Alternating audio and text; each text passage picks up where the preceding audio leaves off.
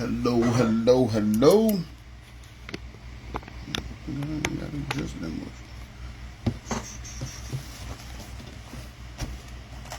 How y'all doing in the world of the Book of the Face today?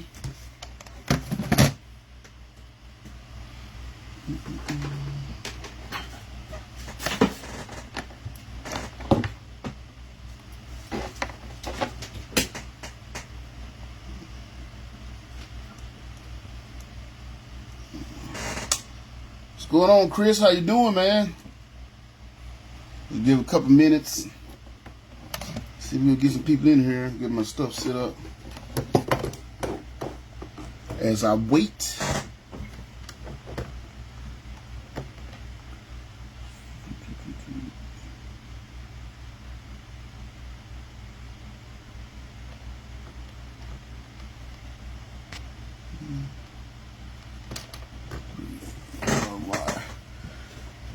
Hope everybody's having a wonderful day. Like I said, just give them another 1 minute or so.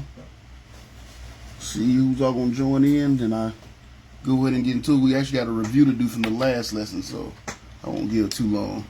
Maybe another few seconds. See who all want to join in, and we'll get the party started.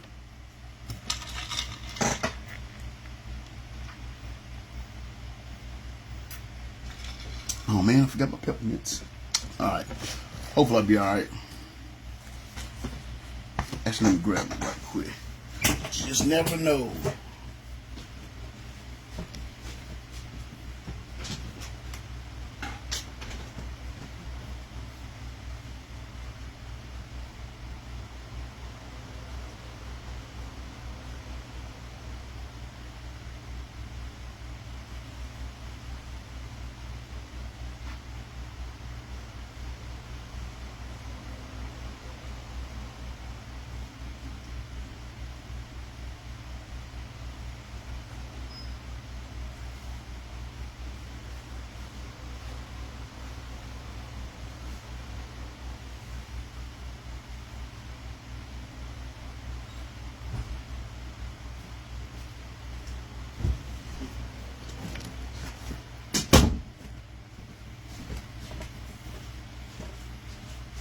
All right, I think that's long enough. So I'm gonna go ahead and get started. How y'all doing today? John Stewart on behalf of the Lost Sheep Ministry, for the Lost Sheep Ministry on behalf of Revelation Baptist Church, here to bring you a lesson today out of the Book of Corinthians. Continue a lesson that we've been doing on how to be a proper Christian. Of course, if you guys have been following me for quite some time, y'all know we went through the book of 1 Corinthians and kind of addressed all the issues that comes up in the Christian life, doctrine and the Holy Spirit and the gifts and tongues and all the kind of things of that nature. We've been just covering what Paul has said.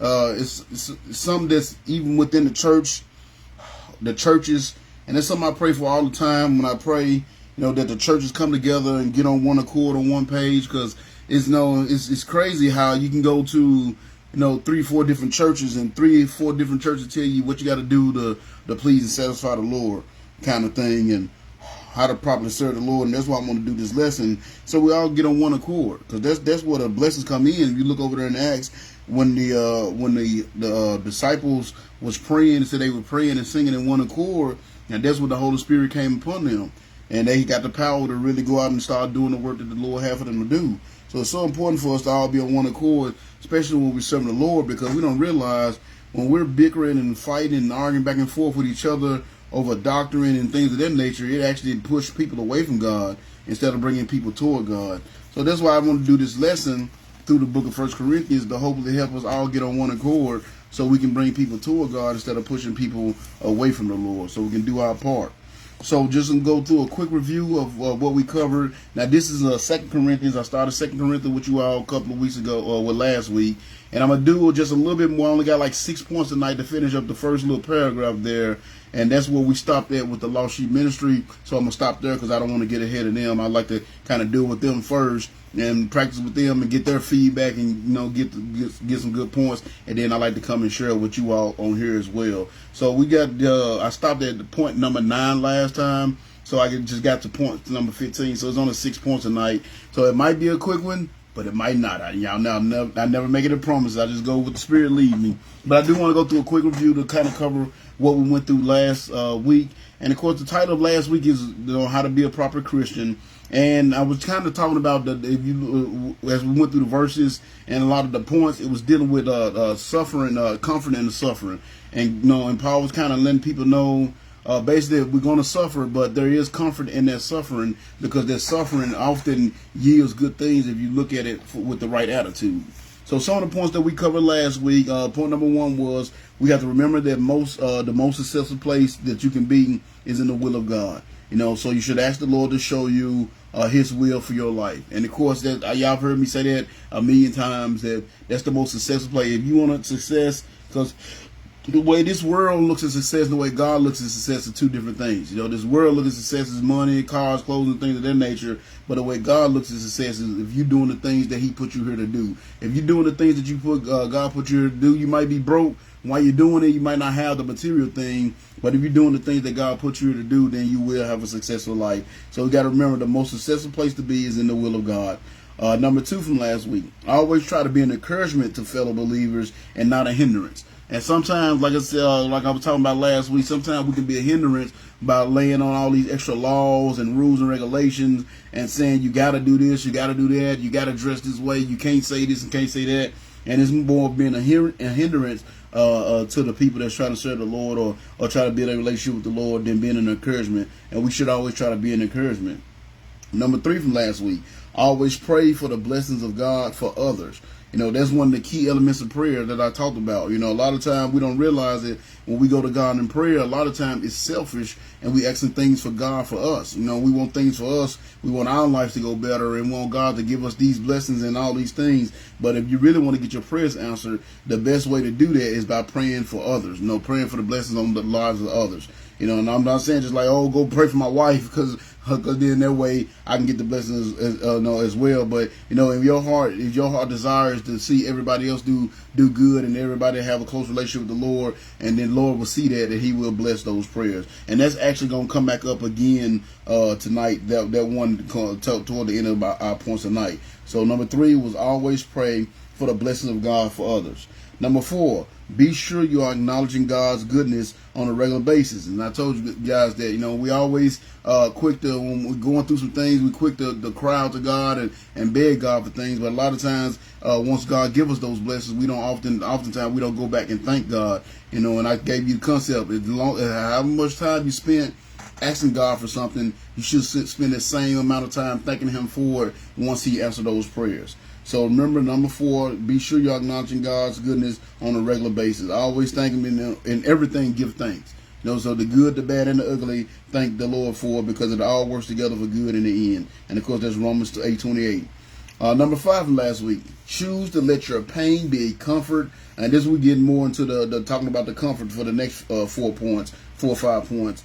Number five, choose to let your pain be a comfort to others and not a hindrance. And I quoted Romans 8:28, because all things work together for good. And a lot of us out there, it's not too many people I've come across that have never been through anything. A lot of us out there is going through some suffering, going through some pain, going through some losses or things of that nature. But don't let, sometimes, you got to ways you can take it. Some people take it and it be a positive influence in their life, and it pushes them to go farther and to do more for their life. And then some people take it in a negative way and they use it as a crush to do things that they know they're not supposed to be doing. And I've seen it happen both ways. And so, but it's always a choice, and that's what you got to understand. You can choose to let the things you go through be a comfort to others, or you can choose to let it be a hindrance to others, because you always whining and complaining about it, and you let it make you bitter.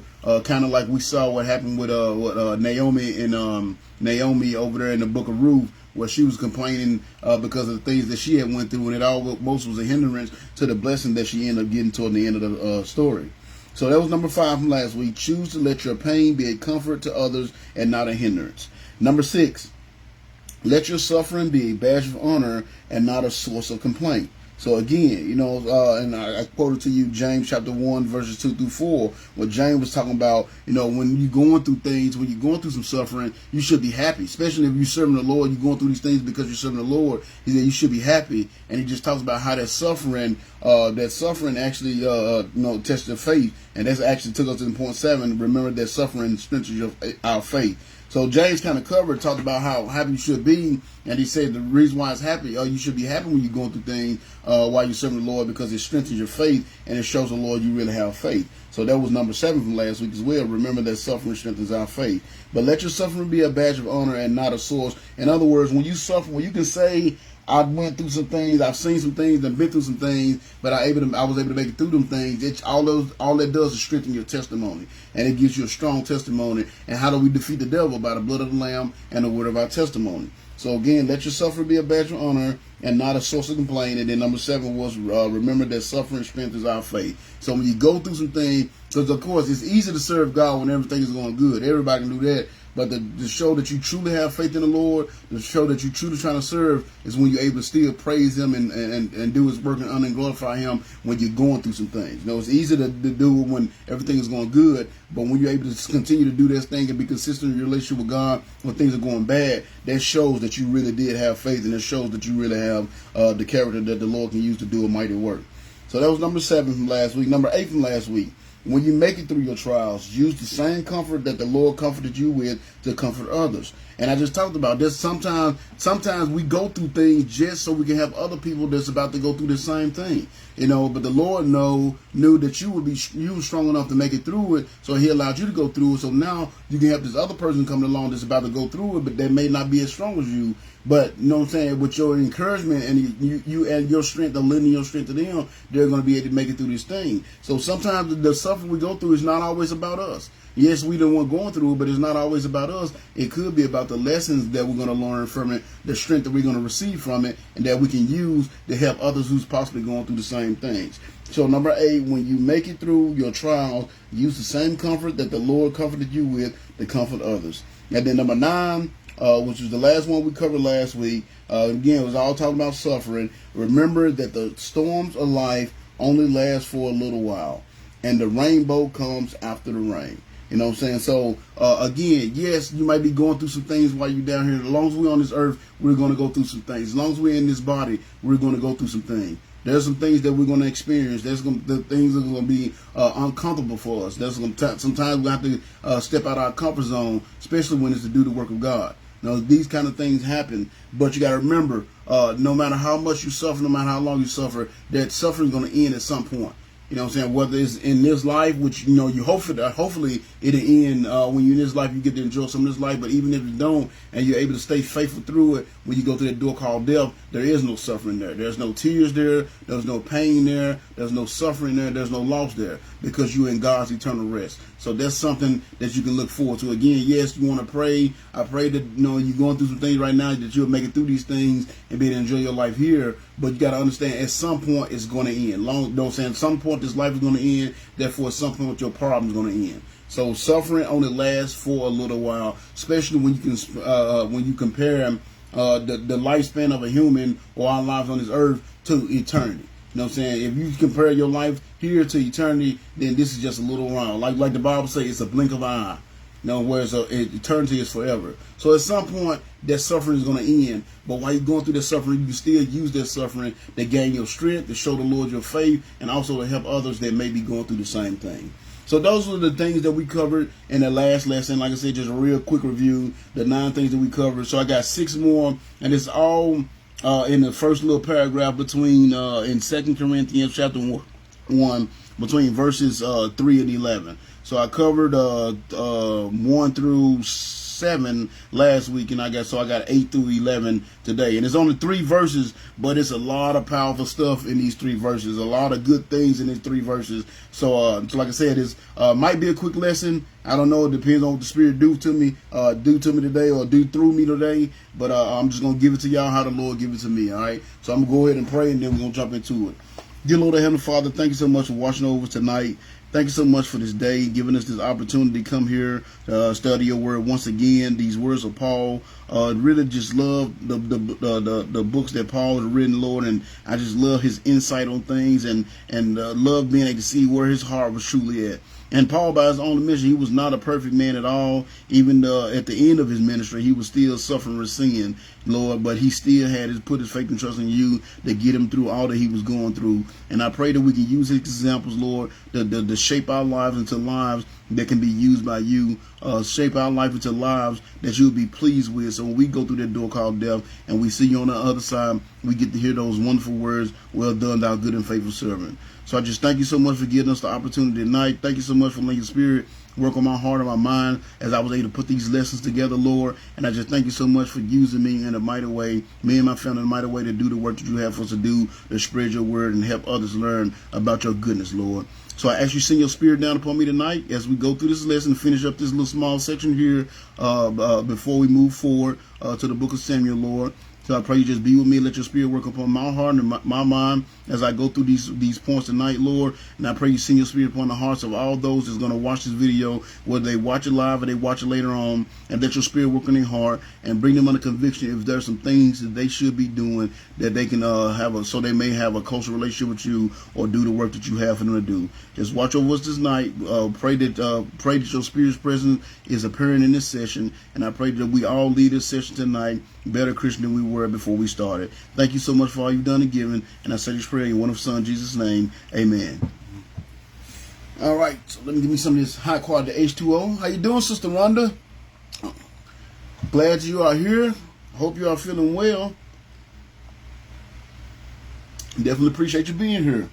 And I just did, I don't know if you're just getting in or I'm just seeing it, because sometimes this thing, I know people will be here and they don't even show people here or not, so I'm not sure, but we just finished up the review, and so we're about to jump into this lesson tonight. So again, we're gonna finish up just a little section, just 3 verses from verses 8 through 11 in the book of 2 Corinthians chapter 1. We're gonna finish up these 3 little verses, this little section here. And the reason why I'm stopping here, because that's exactly where I got to with the Lost Sheep Ministry as well. So again, I try to do it with them first, and then I share it with y'all after I do it with them. So I'm gonna stop there, so we'll be kind of in line with each other. But we're gonna be in 2 Corinthians chapter 1, verses 8 through 11 is where we're gonna be at tonight, if you have your Bibles with you. So, and of course, I always let you know I'm a King James believer. I believe in the King James Bible wholeheartedly. That's what I read when I read. But I read out the New Living Translation for the Lost Sheep Ministry, because I want to make sure people understand what is being said here tonight.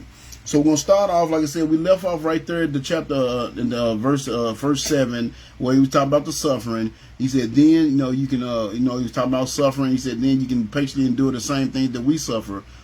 We are confident that as you share in suffering, you will also share God's comfort. So remember again, the title from the last lesson was Comfort in Suffering. So we're gonna have a little bit more talk about the comfort and the strength that you find in the suffering. But we're also going to have some couple of new concepts here tonight as we go through these last 3 verses. So again, I'm going to start off in verse 8. The Lord tells us this. He said, so I think you ought to know, dear brothers and sisters, about the trouble we went through in the province of Asia. So that's going to be my first point there. And because we're kind of talking about suffering, it kind of ties in with the suffering. So number 10 is going to be this. Number 10 is going to be this. You got to remember that being a servant of God does not make you superfluous to the troubles of this world. Again, being a servant of God does not make you superfluous to the troubles of this world. I don't know that superfluous. What's that? The big word, Brother Joe? What's that big word, superfluous? What does that mean? I just want to sound intelligent there. But that's saying, in other words, what I'm saying is this. And this is something that I had to learn the hard way. It's something that because when you first get into the relationship with God, like I know when I go out and I go soul winning to people and I get to lead them to the Lord, I mean, they be so excited because they're like, man, now I have a relationship with God. And if they anything like me, when that first happened to me, I'm like, oh my goodness, I got a relationship with God, like the Almighty God that created everything, and He owns everything. He got the cattle on 1,000, was the cattle on 1,000 hills. He got everything. So, oh man, everything gonna be easy peasy here on out. And unfortunately, that's the least that you are sad. If that's what you're thinking, you are sadly mistaken. You know, and you think because I serve the Lord all the time, then I shouldn't have any problem. And that's again, you're sadly mistaken. So again, being a servant of God does not make you subservient to the trouble of this world. Because again, who are we talking about? Who's writing this here? This is Paul. And we all know that Paul was one, probably the greatest missionary to ever live. I mean, the reason why we as Gentiles, I can remember that we were last week, the reason why we as Gentiles was able to receive the gospel and has the gospel to say is because of the work that Paul did. You know, so he was that much of a servant. And I mean, look at what Paul went through. You got to look at the things that Paul went through. I mean, he was shipwrecked. Matter of fact, I think, let me read it right quick. When he was talking about it, he wasn't complaining about it, but he was just saying, like, this is some of the stuff that I went through. And he called it minor. See, if I can't find it real quick, because I should have wrote it down earlier. But he was talking about some stuff that he went through as a servant of God, trying to serve the Lord. You know, see, you know, this is Storm and Sea. Where is it at? Authorizer Room. I can't find it, but it's a section, and I think it's over here in Acts, where he was talking about the things that he had went through. There was a plan to kill Paul.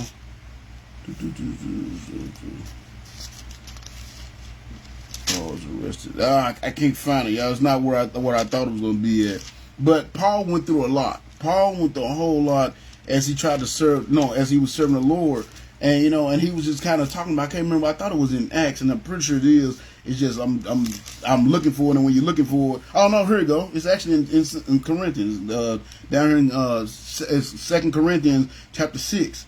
So you know, and so we're gonna get to it eventually, but just kind of the kind of give you an idea of what Paul went through. And again, one of the most faithful servants of the Lord. You know what I'm saying? One of the best missionaries there was. But look what he was saying. He said, we try to live in a way, and he said, we try to live in such a way. And what I'm reading there is 2 Corinthians chapter 6, verses 3.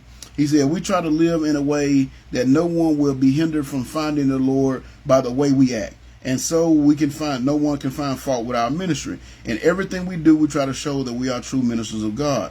He said, look, and this is what he said, we patiently endure troubles and hardships and calamities of every kind. We have been beaten, been put in jail, faced angry mobs, worked to exhaustion, endured sleepless nights, and gone without food. We have proved ourselves by our purity, our understanding, our patience, our kindness, our sincere love, and the power of the Holy Spirit. We have faithfully preached the truth. God's power has been working in us. We have righteousness as our weapon, both to attack and to defend ourselves. We serve God whether people honor us or despise us, whether they slander us or praise us. We are honest, but they call us impostors. We are well known, but are treated as unknown. We live close to death. Look at that. He said, we live close to death, but here we are still alive, and we have been beaten within an inch of our lives. Our hearts ache, but that we always have joy. We are poor, but we are poor, but we give spiritual riches to others, and we own nothing, yet we have everything. So you see what I'm saying? So he was saying, man, I've been through some stuff. We've been through some stuff. I've been serving the Lord. How you doing, Sister Jean? I'm glad you're here. Nate, I'm glad you're here as well. So again, he's saying, I've been through some stuff. I've been serving the Lord. As a matter of fact, I've gone through this stuff because I've served the Lord.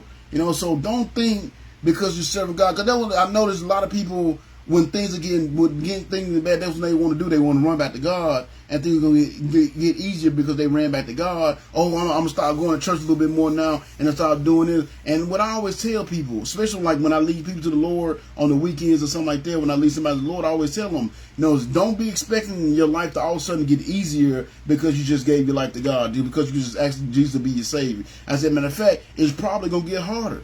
Because when you're not serving the Lord, when you're not doing the things the Lord wants you to do, the devil ain't gonna bother you. Because he wants you to keep doing those things, doing those worldly things, staying away from God. He's not gonna bother you. But that moment you decide, I'm gonna rebuild my relationship with the Lord, I'm gonna do the things that the Lord want me to do. I'm gonna make sure I'm gonna give my whole heart to the Lord and serve the Lord. That's when he gonna start bothering you, because he gonna start trying to throw little roadblocks in the way that try to keep you from doing the work that God has for you to do. So you got to understand that being a servant of God does not make you subservient to the troubles of this world. You know what I'm saying? They cannot make you a subservient to the trouble of the world. I tell people that all the time. If I was talking to a young man this weekend, I was able to lead him to the Lord. You know, and one of the first things is, you know, all have sinned and come short of the glory of God.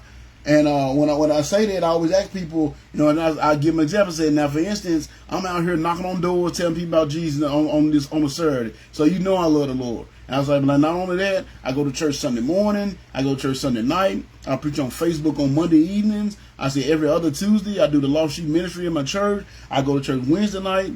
Thursday, I do drug counseling, drug/spiritual counseling at the rehab center in Camden. Friday, I try to set up appointments. If anybody calls, set up an appointment to do spiritual counseling. And I said, and on Saturdays, I go out and knock on doors every day. I said, so does still make me a sinner?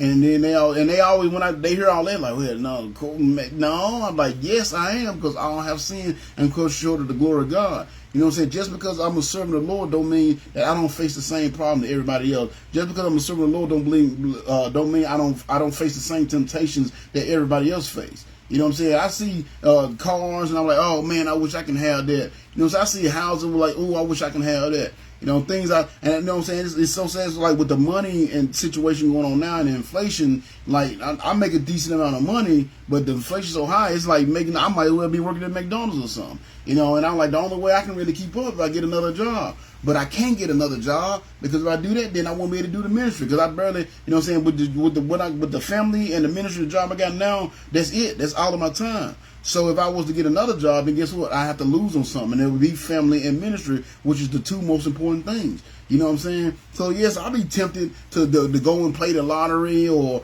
try to do things to get a couple of extra dollars in my pocket. I'm tempted just like you are, you know, as well. I go through the same problem that you guys are. Just because I'm God's servant and I'm doing the thing that God has me do, because I'm a preacher, don't mean I don't face trials and tribulations as well. You know what I'm saying? But it's just that I put my faith in the Lord to get me through those things. And that may be the only difference between us. I've already understood and I put my faith and trust in the Lord to get me through those things. And you haven't made that decision in your heart to put enough faith and trust in the Lord to do so. You know, that may be the only difference, but that's the only difference between us. But I still go through those same problems. And sometimes I slip. You know what I'm saying? The Ovid says over in Proverbs, he said the righteous man falls 7 times, but he gets back up again because he has hope. You see what I'm saying? And it said, what did it say? A righteous man. In other words, somebody that's doing everything he's supposed to be doing, going all the places he's supposed to be going, saying all the things he's supposed to be saying, staying away from all the things he's supposed to stay away. He still falls 7 times. So it's going to happen, people. You know what I'm saying? Because I know some people, like, you know, they get, you know, serving the Lord, doing all they can for the Lord, and then something happen, like, man, how can that happen to them? Look what they're doing for God. Because stuff is going to happen. Just because you serve the Lord don't mean you're supervious to the troubles of this world. Look at Job. And I know y'all heard me use Job several times as an example, but look at Job. I mean, Job was such a good servant of the Lord that God was bragging on him. Look at my boy Job. Oh man, he excuses evil. He hates evil. He's so righteous. I mean, he does everything he's supposed to do. I mean, he not only pray for himself, he pray for his kids in case his kids sinned and curse God in his heart. I mean, he was just going on and on about Job. And then what the devil said, yeah, that's because you give me everything. And then what happened? The Lord allowed the devil to take everything from him. You know, in a matter of hours, he went from being the richest man in the area to being the poorest man in the area, and lost all his kids in the process. And had his wife turn her back on him because he can get upset because of what God did for him. And he was a righteous man. You see what I'm saying? He was serving the Lord. He was truly serving the Lord. So you got to remember that if you're going to serve the Lord. You know, if y'all been watching me long enough, y'all been in my ministry, which most of you guys on here that I can see right now have, y'all know this is one thing I talk about all the time, being consistent. You have to make up your mind before, if you're going to get into God's work, you're going to get serious about God's work, you're going to get serious about your relationship with God, you have to make up in your mind before you get into that relationship or start down that path that you're going to do it no matter what. Because the troubles are going to come. There's nowhere in the Bible where it says that, you know, you just put your faith and trust in God and you're never going to have any problems ever again anymore. There's nowhere in the Bible that says that. Matter of fact, he says when Jesus was talking one time, he says, when troubles come, then I will be there with you in the midst. He didn't say if troubles come. He didn't say troubles may come, and if they do come, I'll be there. He says when troubles come. It's guaranteed that if you're going to serve the Lord and you're going to do something for God, you're going to have problems in this world, because this world wants nothing more than to take you out of the will of God, get you away from the things that God has for you to do. And that's why it throws things at you. You know what I'm saying? It's saying like the more you serve, the more your heart you get to the Lord, the harder you serve, the bigger the trouble's going to be. You know, and it's like that on for a reason, because again, the devil wants to pull you out of that work. He wants to do everything he can to get you to stop. They want to do everything you can to get you upset. Because I've seen a lot of people do that. Well, I was serving God, and you know, I've heard them. I was serving God, and I was doing this and that, and things still weren't going right. So I just stopped doing it. What was the point, kind of thing? They had that attitude, and that's the wrong attitude to have. That's the attitude the devil wants you to have, but that is the wrong attitude to have. You got to go into it with the attitude like, God, I'm going to serve you. I pray everything go good. I pray I have everything I need. But even if whether I have everything I need and everything go good or not, I'm still going to serve you the same way. And that's why I told y'all, and I say it often, and y'all probably get tired of me saying it, but there's 3 things I do every day, no matter what, whether I'm having a good day or a bad day. Every single day, I read my Bible, I pray, and I look for opportunity to tell people about God every single day. There's 3 things I do every single day. You know, and that's what the attitude you got to have. You can't only do the things, do things for God when things are going good. You know what I'm saying? But as soon as things start going bad, the devil know all you got to do is make a couple of things go bad for you to get you out of the will of God. Then guess what's going to happen? Things are always going to be going bad for you. You see what I'm saying? So you got to understand, being a servant of the Lord does not make you superior to the troubles of this world. You know, me being a preacher and reading my Bible every day and praying every day and looking for opportunity to tell people about God every day does not keep me from the same temptation of this world. It does not keep me from not having to worry about it is not automatically guaranteed that I'm not going to have financial troubles. It's not automatically guaranteed that I'm not going to have health problems. It does not guarantee automatically that everything's going to be hunky-dory and it's going to be all sunshine and rainbow. That's not what that guarantees. Only things that is guaranteeing, that you guarantee if you're going to serve the Lord, wholeheartedly serve the Lord, that you will have rewards when you go through that door called death. Now, that is guaranteed. You know what I'm saying? You get to see the Lord's face. You get to hear those words, well done, thou good and faithful servant. If you're truly serving and you're doing what you're supposed to be doing, that's the only thing guaranteed. Nothing else is. You know what I'm saying? A good life in this world, a long life in this world, a peaceful life in this world, a healthy life in this world, a financially stable life in this world is not guarantees that comes along with serving the Lord. And you have to understand that, and you have to know that, because if you don't, when something's not going wrong, the first thing that's going to happen, you're going to turn your back on the work. You know what I'm saying? You're going to pull away from the work.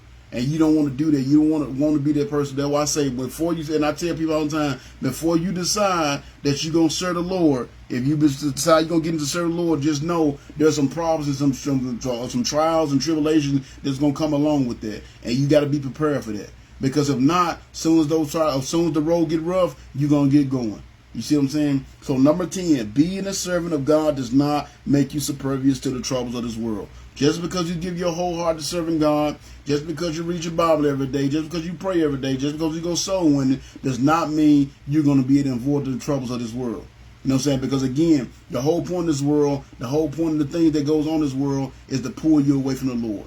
You know what I'm saying? So when the moment you decide you're going to do something for the Lord, the moment this world going to get a lot harder to live. But if you put your faith and trust in the Lord and you've given your whole heart into doing His work, then you'll be able to make it through it. You will stay faithful through it. And I'm praying that you will. That's another thing, one of my prayer points. When I pray for everybody that's going through the fire because they're trying to stay faithful to the Lord. And I pray for the Lord to be with them, to get them through that fire, so they may be able to honor and glorify His name because they're able to do so, but also so they may be able to get the rewards when they get through that door called death and be able to have those crowns to throw at Jesus' feet.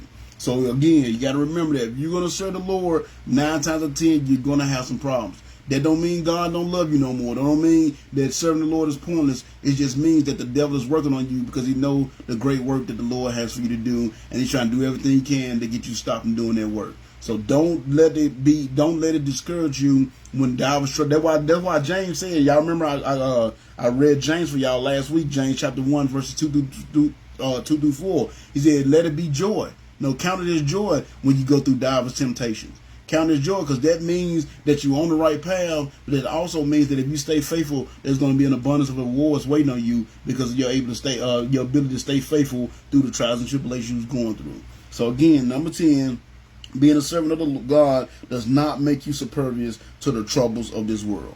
So then he says, so he said, no, I think you ought, again, this is Paul, I think you ought to know, dear brothers and sisters, about the trouble we went through in the province of Asia. And we all know that Paul was a faithful servant of the Lord. And like I just read y'all from over there a couple of chapters back forward in 2 Corinthians, he went through all the things that he went through.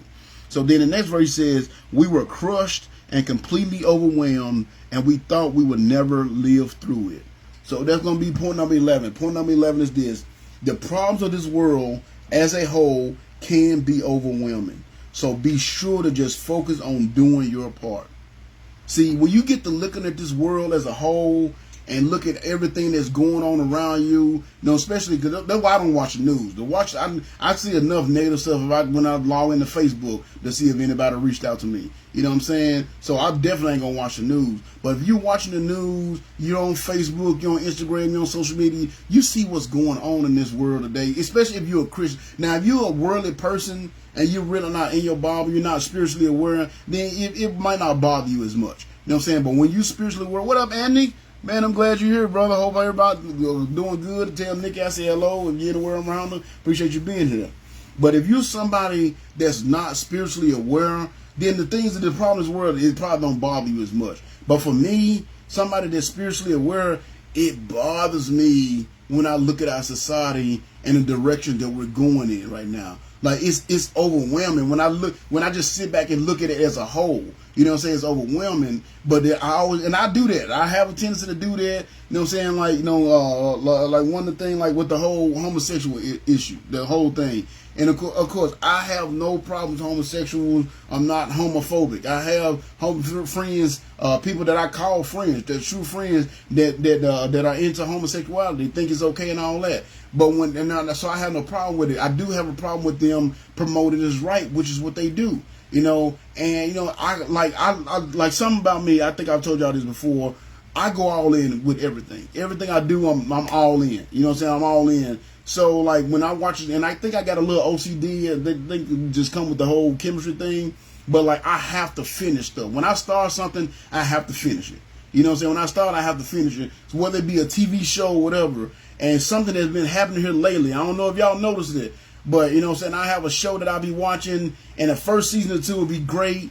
And then the third season come around, and they just throw all kinds of homosexual stuff in there just for no reason. And it bothers me because I see what they're doing. Like, I was just watching this one show, and, and it wasn't a great show to begin with, but the writing was good. Like what captivated me is writing. Like, good twist that you couldn't see coming. You know what I'm saying? Like, just really good. I love some good writing where I can't predict the next move. I love that. So when I get into a show like that, it's be good. And I was watching this show, and it was just like that. And then they just came out a new season. And, I mean, it was so hard for me to watch this new season because it was so much homosexual stuff in it. Like, just for no reason. Like, it really didn't even have nothing to do with the plot. But it was just so much in there. And I want to, I want to be, a good Christian, proper Christian. And what I should have did, the right thing to do, just cut it off and just not watch it. That would have been the best thing for me to do. But I can't. I had to finish. I have to see how this story ends. And it gets me like that. I had a book series I was reading called Percy Jackson one time. Same thing, man. It was about Greek mythology and stuff like that, and I was reading it, and it was just like, it was a fictional book. So I was just reading that or whatnot. And then, they came out with it was 8, 9 books or something like that. So I had read 7 other books, and then we get to the 8th book, and all of a sudden one of the main characters is homosexual. Had nothing to do with the story.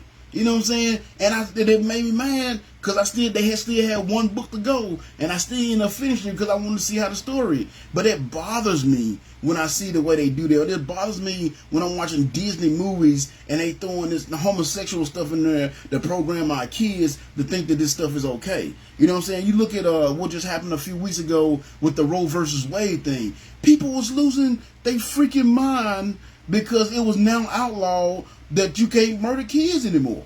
You know what I'm saying? People was losing their minds. I mean, protesting and walks and women rights and my body, my choice kind of thing. And it's so crazy to show you how bad this world has got.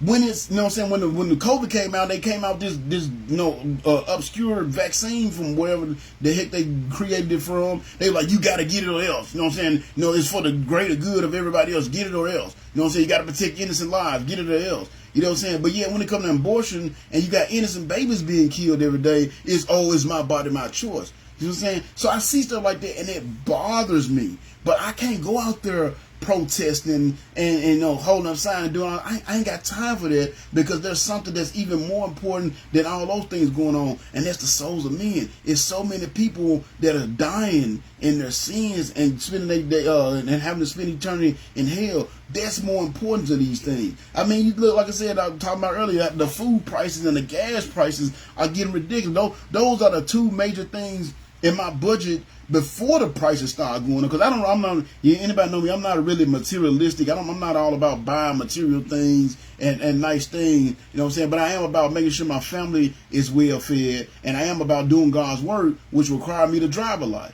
Because I don't just go soul winning in the Waverly area. Wherever I go soul, I usually drive about an hour to go wherever I'm going soul winning. That's every single Saturday. You see what I'm saying? So the two things I'm passionate about, which is feeding my family, making sure my family's well fed, and making sure that I'm out here doing God's work. The prices, the cost that is costing me to do that has went all through the roof. You know what I'm saying? Then with the way the rain, y'all know that it's been dry. It hasn't been a lot of rain. The crops, I mean, I haven't even I think I've cut my grass like once this year because it's been so dry. So dry, the grass ain't going. So you know what that means? That means when harvest time comes, we're going to be short on a lot of stuff. So a lot of produce and things like that, well, I guarantee y'all, when harvest time come around, the price is going to go up even more on food because nothing is growing because there's no rain. You see what I'm saying? So when you think about that, you throw that in, you throw in the abortion issues, people losing their mind, you throw in with the silly stuff that our government is doing right now, you know what I'm saying? You throw that in, you throw in the homosexuality, you throw in all this stuff, man. And if you just sit there and you think about that all the time, you think about the violence that's going on and the way we treat each other, man, that stuff would be overwhelming. You would drive yourself crazy worrying about that. You know what I'm saying? What you got to do, yes, that stuff is going on. You know what I'm saying? But the best thing you can do to combat all that stuff, the best thing you can do to combat the evil in this world, the best thing you can do to combat all the negativity in this world is doing your part to get God's word out there. That's what's going to do. That's why I know, like, with politics, you know what I'm saying? Like my preacher himself, he's in the politics real big. And a lot of people, and I don't know if that's them, that's their thing. I'm not into politics at all. I do vote out of respect of all those that my ancestors or forefathers, whatever you want to call them, that came before me, because they felt it was so important that they was willing to give up their lives for me to have the ability to do so. So I do vote. You know what I'm saying? But I don't get into politics because I don't really believe that's the key to getting us back to where we need to be. I don't think America is going to be made great again through politics. America is going to be made great again through the pulpits. It's going to be made great again through us getting out there and doing God's work. And that's why I do my part. That's why I'm so adamant about reading my Bible every day. That's why I'm so adamant about praying every day. That's why I'm so adamant about going soul winning every Saturday, to try to not let anything come between me and my soul winning, because that's me doing my part to be a part of the solution instead of being a part of the problem. And that's what you got to understand. There's only so much that you can do. You know what I'm saying? But you get out there and you go do your part. You do the work that God has for you to do. You go to places that God tell you to go. That's you doing your part to combat all these problems of the world. You know what I'm saying? You can't take care of all these problems of the world on your own, but God can. You see what I'm saying? So you go out there and do your work, build his kingdom. You know what I'm saying? Continue to help him build his kingdom and glorify him. Then guess what? All these other problems are going to go away. That's why I say, seek ye first the kingdom of God and his righteousness, and the rest of these things shall be added unto you. All that peace, the peace that'll come, and the comfort that'll come in your life is all come from you doing your part to do God's work. And you got to remember that, man. Do not get into the news and get on social media and, you know what I'm saying, and looking at the problems of the world as a whole and let that stuff get you down. Let that stuff get you out of the will of God.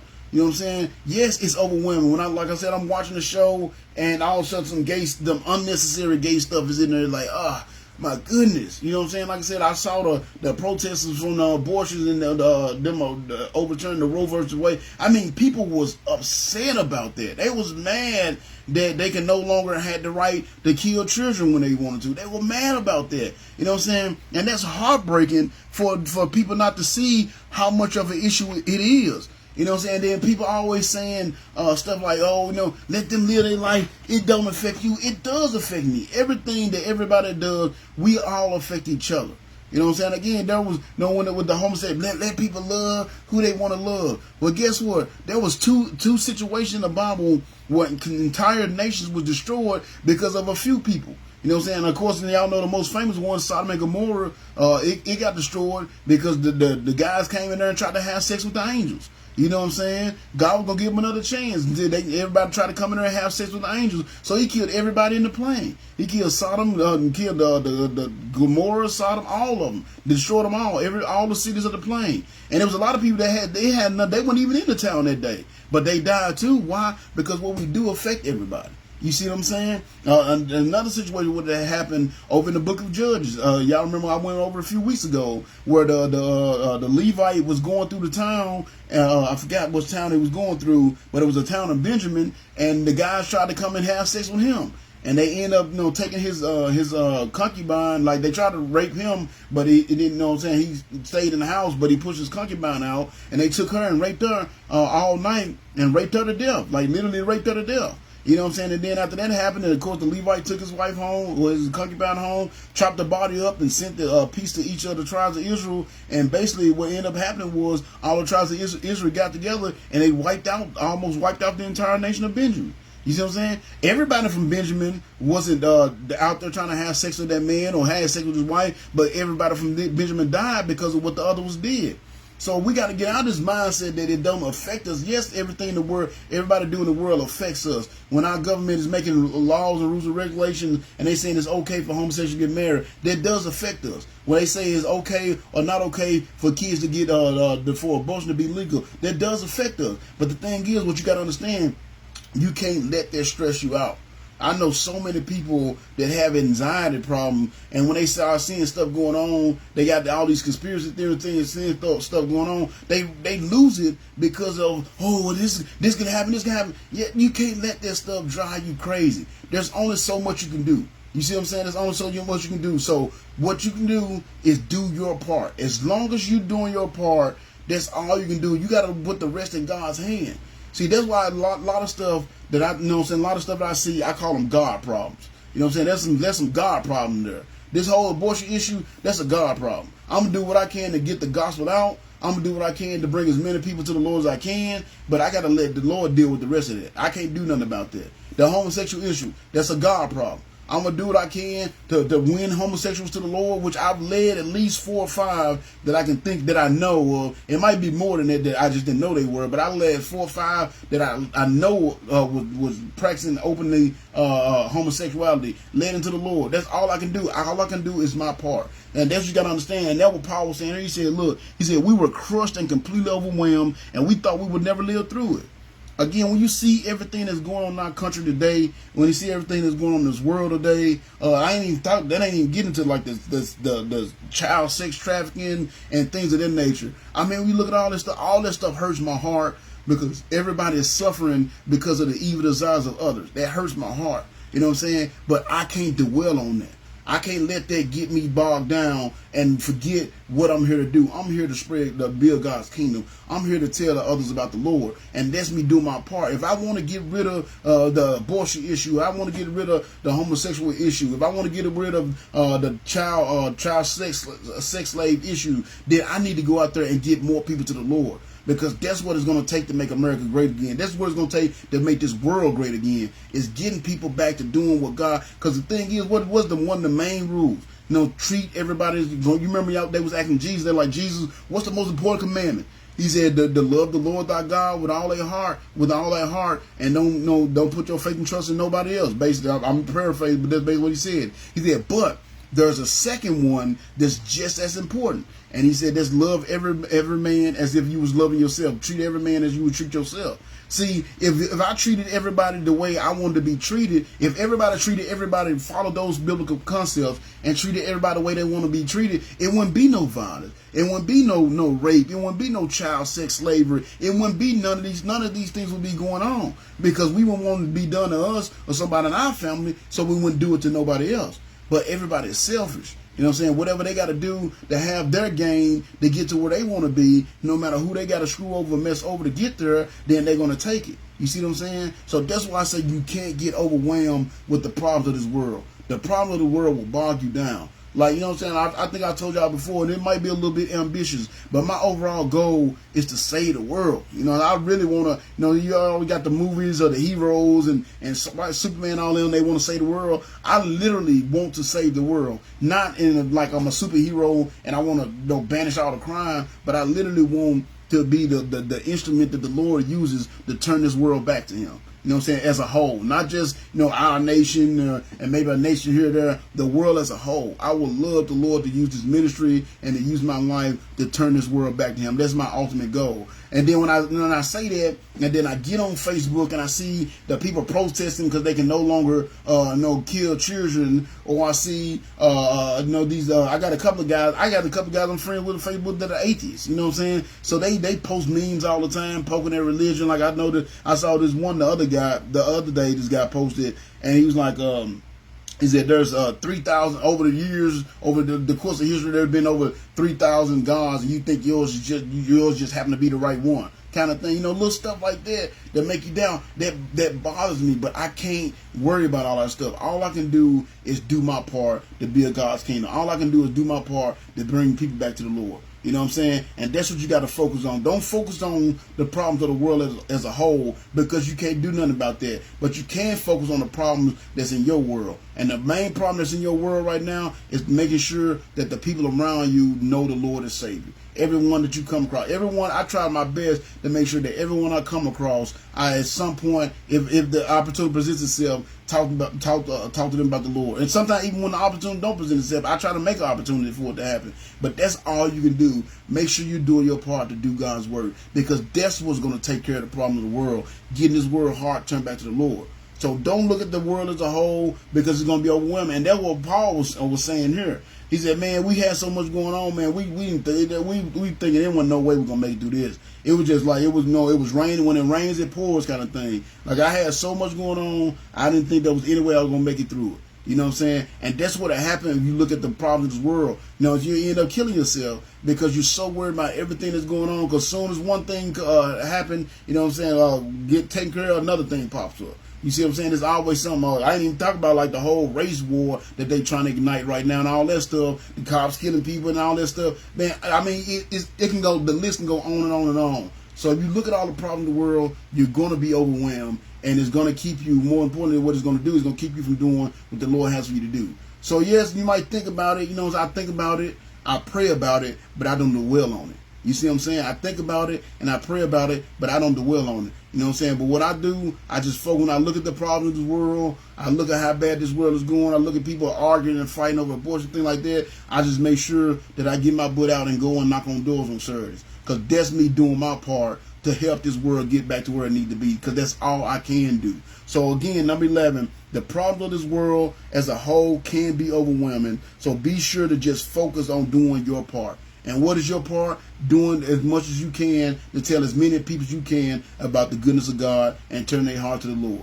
If you do that, then that's what's going to get this world back to where it needs to be. And so that's what Paul was saying. He said it was overwhelming, but again, it might be overwhelming. You can't do nothing about everything. Just make sure you're doing your part. So then after that, he said we were crushed and completely overwhelmed, and we thought that we would never live through it. He said, in fact, we expected to die. You know what he said? In fact, he said it was so bad, everything that was going on around us, the world, it seemed like it was falling down around us, and it was so bad that we expected to die. So number 12 is going to be this. This is another thing you got to understand if you're going to serve the Lord. If you're going to be a servant of the Lord, you got to remember this. Number 12 is this. You got to remember, when you serve the Lord, your life is not your own. Therefore, death is a real probability. You got to understand that. Now, you know what I said when you serve the Lord and you come a servant, you just a Christian, that don't necessarily make you a servant. You know what I'm saying? And I've explained, I think I was explaining to y'all before. There's a levels to Christendom. You got you got saved people, which is that's the first level. You basically pray you saved, but you're a baby Christian. Then you got your good Christian. That means you're doing some work. You read your Bible on a regular basis. You're doing some work here and there. You might volunteer for a program here and there. But a servant, that means you giving your life to the Lord. Wherever God wants you to do, wherever He wants you to go, that's what you go. And that's why I like to believe I am. That's why I believe I am. God might think otherwise. I don't know. I won't know until I meet Him. But I like to think that I'm a servant because everything I do is for the Lord. That's why every Saturday I'm out in the project somewhere trying to tell people about the Lord. You see what I'm saying? And people be acting like I think I told y'all this story before about 2 months or so ago. I went with my niece and nephew because I led them to the Lord a little while ago, and I've been trying to get them to work on a relationship with the Lord. And I told them, I said the best way to do that is sowing. So I had to go pick them up. They wanted to come spend the weekend here in at our place, and they lived out of Nashville and like Gallatin, so it was almost 2-hour drive. And it was on a Saturday, so I'm like, well, I'm gonna go pick them up, and then I'm gonna take them soul winning with me. So you know what I'm saying, I can take them so I'm like kind of kill 2 birds with 1 stone kind of thing. So when I asked them, I said, man, where's a rough area by where y'all stay at? Like, show me like the roughest area. I want to go there and go soul winning. And they're like, well, the place that we used to live at is real rough. Like, people get shot over there all the time. And I'm like, well, that's where I want to go to. So they're like, you sure? So my niece, she was so scared. She's like, well, I'm just going to stay in the truck. I'll see what happened with y'all first. And if everything go good, then I come out. And that's what she did. For about the first half, she stayed in the truck. You know what I'm saying? So we got out, and then they went lying. It was rough. And I might have told y'all this story before, but so I know we was out there, and I was knocking on a few doors. And I remember I was walking toward this house because it was like some people out in the front yard. There was kind of, it was some guy that was cleaning fish and stuff, but it was a big group with some kids on the trampoline and all that. So I'm like, well, these people outside, let me go talk to them. So as we was approaching this house, a car passed me, and he went to the same house, and he kind of went in and drove in the driveway, and then he backed up. So I'm like, well, and he kind of backed up a little bit away from the house. So I'm like, well, let me holler at this guy first before I go and holler at the people at the house. So I walk up to this dude's car, and the windows was tinted. So I walk up to the dude's car, and I tapped on the window. I had the track in my hand. I had a big goofy smile, let him know I'm here in peace, like, here you go. And I had the track in my hand, and the dude let the window down. So he got one hand, he got his finger on here on the window, and his other hand here. So I looked down like, what is the other hand on? And I looked down, and he got his hand on a 9mm. You know what I'm saying? And he looking at me, with his hand on 9mm, like, what you want? So I'm like, hey, man, I'm John Stewart from Revelation Baptist Church, out here trying to tell people about church. Are you currently going to church? And he's like, nah, bro, I don't want to hear nothing about no church right now. And he just rolled the window up. And I just like, all right. And I walked off. I put the track back in my pocket, and I went around his car and went and talked to the people in the yard. You know what I'm saying? And I just kept on going. So, of course, my nephew and them, they was shook. And I just kept on going. And just guess what happened? I went up there, went around the car, went up there and started talking to people that was on the porch. And the same guy that was in the car that had the gun, his cousin was not saved. And his cousin had just got shot. Like, this was a couple of months ago. So his cousin had got shot in October of last year. So we know he was talking about how he almost died. He said the bullet went in through his leg and it ended up like traveling through his stomach and ripped up his intestines. He had to have a colostomy bag, all kind of stuff, and he almost died. And I asked him, like, man, so what do you think you would have been at had you had died? He said, man, I already know the life I lived and the reason why I got shot. He said, I would have been in hell. He said, I said, do you think you've been in hell because you was a bad dude, you were doing bad stuff, or because you never got saved? And he said, well, I've never been saved. And I was like, well, man, I know y'all kicking them right now, but you give me a couple of minutes, man, I can go over the gospel with you. And guess what? That dude ended up getting saved. Now, if I was worried about my life, you know what I'm saying, scared because I knew his cousin was sitting right there with a gun on him, I would have never went on, had the courage to go over there and talk to that dude and share the gospel with him, and he ended up getting saved. You see what I'm saying? And then not even a few minutes later, went around the corner to another section in the same neighborhood, and it was a group of guys outside, kind of the same thing. They had like a food truck set up, and it was like 2 or 3 guys like hanging outside the food truck. So I went over and started talking to them, and by this time my niece had joined me. So we went over and started talking to them. And a couple of guys said they were saved, one said he wasn't saved. And then, but he was like, I was like, well, I can go to gospel with you, blah, blah, blah. And he's like, no, I ain't really want to right now. So I gave him, like I do when people don't want to go to gospel. With her, here go this track. keep it in your pocket. Maybe later on when you're by yourself, read it. If the Lord speaks to your heart, pray that prayer. You know what I'm saying? If you need me to explain it to you, call me, kind of thing. So I gave him the track and went on, and it was a group of teenagers sitting about 20, 30 feet from him, and I went over there and started talking to them. Turned out they wasn't saved. So I got to talk to them, went over the gospel with them, and it was 3 of them, and 2 of them ended up getting saved. You know what I'm saying? So after that all happened, and then we was walking away, my niece like, you weren't scared? I'm like, what are you talking about? He said, you know that one guy that you talked to that said he wasn't saved? Like, he had a pistol in his pocket. I said, really? She's like, yeah, you didn't see it? I didn't even notice it. You see what I'm saying? Because I'm not over there looking for who got guns, worrying about my life. I'm over there to do God's work. And I know when I'm over there doing God's work. I know when I'm in these projects. Like I said in the point in point number 10, that the first point we went over. You know what I'm saying? Being a servant of the Lord does not make you supervious to the troubles of this world. You know what I'm saying? I know when I'm over in the project knocking on doors, I can mess around and knock on the wrong door and my life will be ended. But that can't scare me from doing God's work, because 18 and a half years ago, I gave my life to God. So as far as I'm concerned, for these last 18 and a half years, I've been living on borrowed time anyway. You know what I'm saying? If the Lord decides to take me home, then I guess my work is done. You see what I'm saying? I can't be trying to do things to protect my own life because I'm worried about my life when I've given my life to the Lord. I really believe that the Lord's protection is over me, especially when I'm out there, and especially when I'm out there, even when I'm definitely when I'm at home, but even when I'm out there in the projects. You know what I'm saying? That was another time, and y'all might have heard me tell this story before. It was one time we was going soul winning with the church. You know, something that we haven't done in a couple of years since COVID. But the church used to go twice a year. The church as a whole would go down to the projects to go soul winning. And it was one day, literally, we pulled up in the projects, got off the bus, got all assignments, you know what I'm saying? The pastor was like, you go here, you go here, you go here. Grouped everybody together. Literally, as we stepped out the bus, a shootout broke out. Literally, we stepped out the bus. As soon as our feet hit the ground, all we were pow, pow, pow, pow, pow. And it was like 2-3 buildings right from where we was at. So what do? We didn't jump back on the bus and run back to Waverly, and we just went the opposite of the shooting. You know what I'm saying? It was just like that. Why? Because we've given our life to God. We've given our lives to doing the work that God has for us to do. And since I've given my life to God, my life is not my own. I really don't believe my life is my own. God, every minute I have is just borrowed time that the Lord has given me. I know at any given moment. Now again, I would like to live to be old. I would like to see what my kids turn out to be good, or they just turn out to be nothings. I would like to see my grandkids grow up and see what kind of people they end up being. I would love to see those things. But I know at any moment the Lord can take me away from this place. And I would not be upset because he did. If he took me tomorrow, I won't be upset. If he take me 20, 30 years from now, I won't be upset. You know what I'm saying? Because my life is his. Now, if y'all know my testimony, the night when I gave my life to God, I told God, from this moment on, my life is yours. Wherever you want me to go, whatever you want me to do, that's the things that I will do. And that's the only way you will be able to effectively serve the Lord, is if you give him your life like that. Because as long as you try to protect your life and save yourself, you know what I'm saying? What did Jesus say? He said, any man that gives his life up for me is going to gain life, and any man that try to save his life is actually going to lose his life. See, that's the only way you can really do God's work. Because look at Paul. Again, I don't know if some of y'all weren't here, but when I read over in 1 Corinthians, I'm going to go back again, 2 Corinthians, I'll go over a couple chapter 6. What did he say? He said, we patiently endure troubles and hardships and calamities of every kind. We have been beaten. We've been put in jail, faced angry mobs, worked to exhaustion, endure sleepless nights, and gone without food. Then he go down a little bit farther. He said, we live close to death every day, but we are still alive. We have been beaten within an inch of our lives, and our hearts ache, but we are always with joy. We are poor, but we give spiritual riches to others. We own nothing, and yet we have everything. Why? Because his life was God.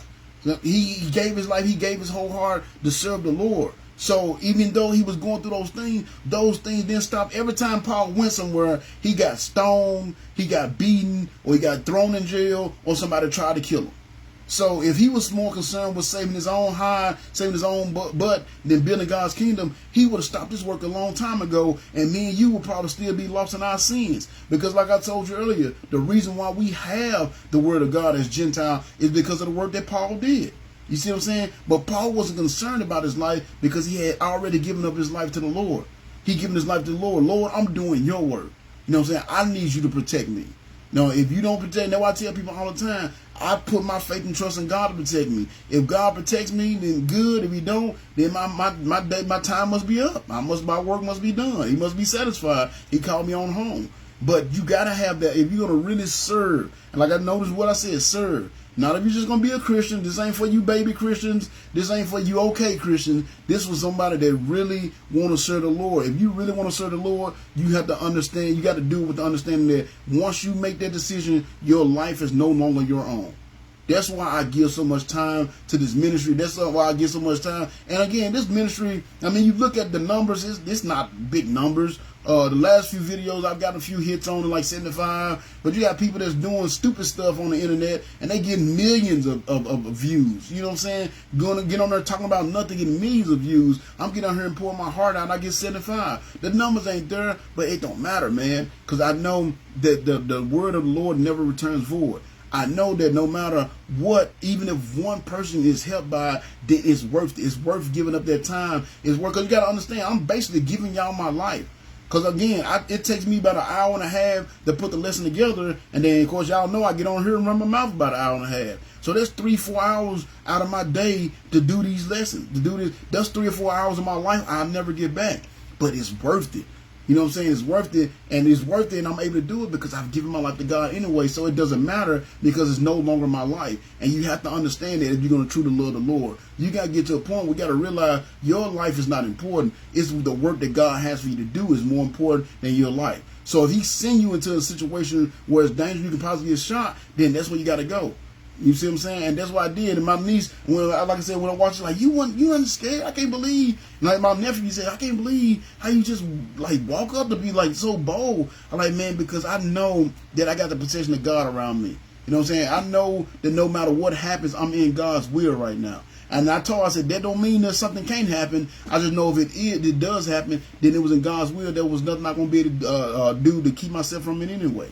You see what I'm saying? And that's the attitude you're going to have if you're going to really serve the Lord. And that's the attitude that Paul had. That's why his mission was so successful. That's why he was such a great missionary. That's why his work, I use the Romans Road to this day, which is words that Paul wrote. Because I gave my whole heart. I realized that moment when I gave my life to God, that my life no longer belonged to me. Now, God do give me time. Like this weekend, I got to spend this weekend with my grandbabies. I had some cute videos that I wanted to share. I was washing my truck, and my grandson, he came out there and got the water hose, and he's the only one, you know what I'm saying? But he determined to help me wash the truck, so I'll wipe the spot, and he'll spray it off with the water hose. Now, he spent more time playing in the water than actually they helped me on the truck, but it was just so cute, you know what I'm saying? I enjoyed it, you know what I'm saying? I got to do that. I was working, but I got to enjoy spending time with my grandkids all this weekend. You know what I'm saying? I have my moments where I enjoy it. It ain't all worry. It ain't all joy. It ain't all hell and brimstone, you know what I'm saying? God give me my moments, but at the same time, I know when God called, it's time to go. You know what I'm saying? When there's some work to be done, I got to get this work done. That's my main goal. Yes, I want to enjoy myself and have fun and everything just like everybody else, but at the same time, I know there's work to be done. So I have to make sure I manage my time correctly so I can get my time in balance. You want to have that balance where you have your balance, your family, your ministry, and the work that God does for you to do. But sometimes my work for God takes a little bit more time than I have for the ministry that week. You know what I'm saying? Or to spend time with the family that week. It ain't always like that, but every once in a while I just have a really busy week. And you know what I'm saying? But the thing is, I realized that make sure next week I can get more time. I double up my time with the family next week. But the thing is, serving God is my priority. And I realized, and people are like, well, how can you do that? Because honestly, that night when God called me, I could have been dead. With the stuff I was doing, I could have been dead. So these 18 and a half years I've been living since that night is on been borrowed time anyway. So it's on the right, I give God as much as He need of it. Because honestly, He could have took it away from me, and I could have not experienced none of these things that I'm experiencing now. So that's the mindset you got to have. You got to understand that once you make that decision to fully trust the Lord, your life is no longer your own. You know what I'm saying? So it's a probability that you could die. Again, I hope I don't. I'm not saying I'm ready to die. I'm not like big like I'm ready to die. You know what I'm saying? I'm prepared to die. That don't mean I'm ready to die. You know, like I said, if I go, then I'm straight. I got all my business in order. My affairs in order. You know, my family gonna be taken care of. You know what I'm saying? I hope I got more time, but either way it go, I'm satisfied with it because I know I did the work that the Lord had for me to do. And I never let me try to protect my own hide or protect my own butt, keep me from going somewhere that the Lord wanted me to go so I can do the work that the Lord had me for me to do. And Paul did the same thing. And that's why I said that's why he was such a great missionary. That's why he was so successful in his ministry, because he gave his life to God. Because like I said, everywhere he went, go read through. I hope y'all are reading your Bible. Read through every book, Corinthians and Theologians and Philippians and Acts and all these. Everywhere Paul went, he got beaten. Matter of fact, it was one time he was preaching. He got stoned to death. They dragged him outside, threw his body outside the gate. The Lord revived him, and he went back into the city and preached some more. That's how gangster he was. But he was only able to do that because he was truly had given his heart to serving the Lord. And because of that, he realized his life was not his own. So every minute that he had, he realized there was a minute, there was a blessing from God, and he wanted to use it to do God's work. And we got to have that same attitude if we're really going to serve. So that's what he was saying here. He said we were crushed and completely overwhelmed, and we thought we would never live through it. And in fact, we expected to die. But here you go. And this right here, this I know I've kind of elaborated on these other 3 points, and but I think this is going to be the most important one tonight. This is something that we have to do. He said, in fact, we expected to die. He said, but as a result, now you know, as a result of all the suffering we've been through, as a result of all these overwhelming problems that they're having to deal with, he said, as a result, watch what happened. He said, but as a result, we learn not to rely on ourselves, but on God who can raise the dead. See, in other words, because of everything we've been through, we learn how to strengthen our faith was strengthened, and we put our faith in the Lord and not ourselves. So number 13 is this. Always trust in God's ability and not your own. Always trust in God's ability and not your own. You know what I'm saying? Again, when we look at this food shortage, how am I going to provide for my family? You know what I'm saying? How am I going to do this? How am I going to do this? If the food don't come in, because of the rain and food, how am I going to put your faith and trust that the Lord is going to make sure he make way? He's the Jehovah Jireh, the Lord that provides. Make sure you put your faith and trust in the Lord that he's going to take care of you. Oh, my health is like me. I just found out I'm having some stuff going on. Like my cholesterol is through the roof, and I've been having some possible like hypertension problems going on. I got to go see a specialist here in a couple of weeks. You know what I'm saying? Just found that out, and which is ironic because I finally started getting healthy, and now I'm having health problems or whatever. You know what I'm saying? But I got to put my faith that the Lord is going to get that taken care of. You know, so I can't be worried about I'm going to stop preaching as much and try to do more things, get more leisure time in. I don't know how much time I got. I can't do that. I can't slow down. I got to keep going. I'm going to do whatever the doctor prescribed for me to do. You know what I'm saying? But I got to keep on pushing because there's work that has to be done. You know what I'm saying? I can't let that stop me from, hold on one second, y'all. I got to put my phone on charger saying that it's about to die on me. I hate to lose y'all right in the middle. But you got to put the faith and trust in God's ability. If you look at when and just a couple of examples what I'm talking about. You remember when Moses, when the Lord first called Moses, what he tell Moses? He said, Moses, I want you to go to Pharaoh and tell Pharaoh to let my people go. And from what I understand, the historical records is Moses had a speech impediment. Moses used to stutter. So he's like, well, I can't go and I can't even talk. You know, I can't talk, Lord. You know, what is that? I can't go tell Pharaoh nothing. He ain't gonna listen to me. I can't even talk. So what the Lord said, I tell you what, I send your brother Aaron with you, and let Aaron do all the talking. I tell you what to say, you tell Aaron what to say, and Aaron tell the Pharaoh. But if you read the story of Exodus, every time they was talking to Pharaoh, Moses was the one doing the talking. You see what I'm saying? He didn't believe in God's ability. He was on the, well, I can't do it, Lord. Well, I didn't tell you to do it. I told you to go do it for me. So I'm going to give you the ability you need to get it done.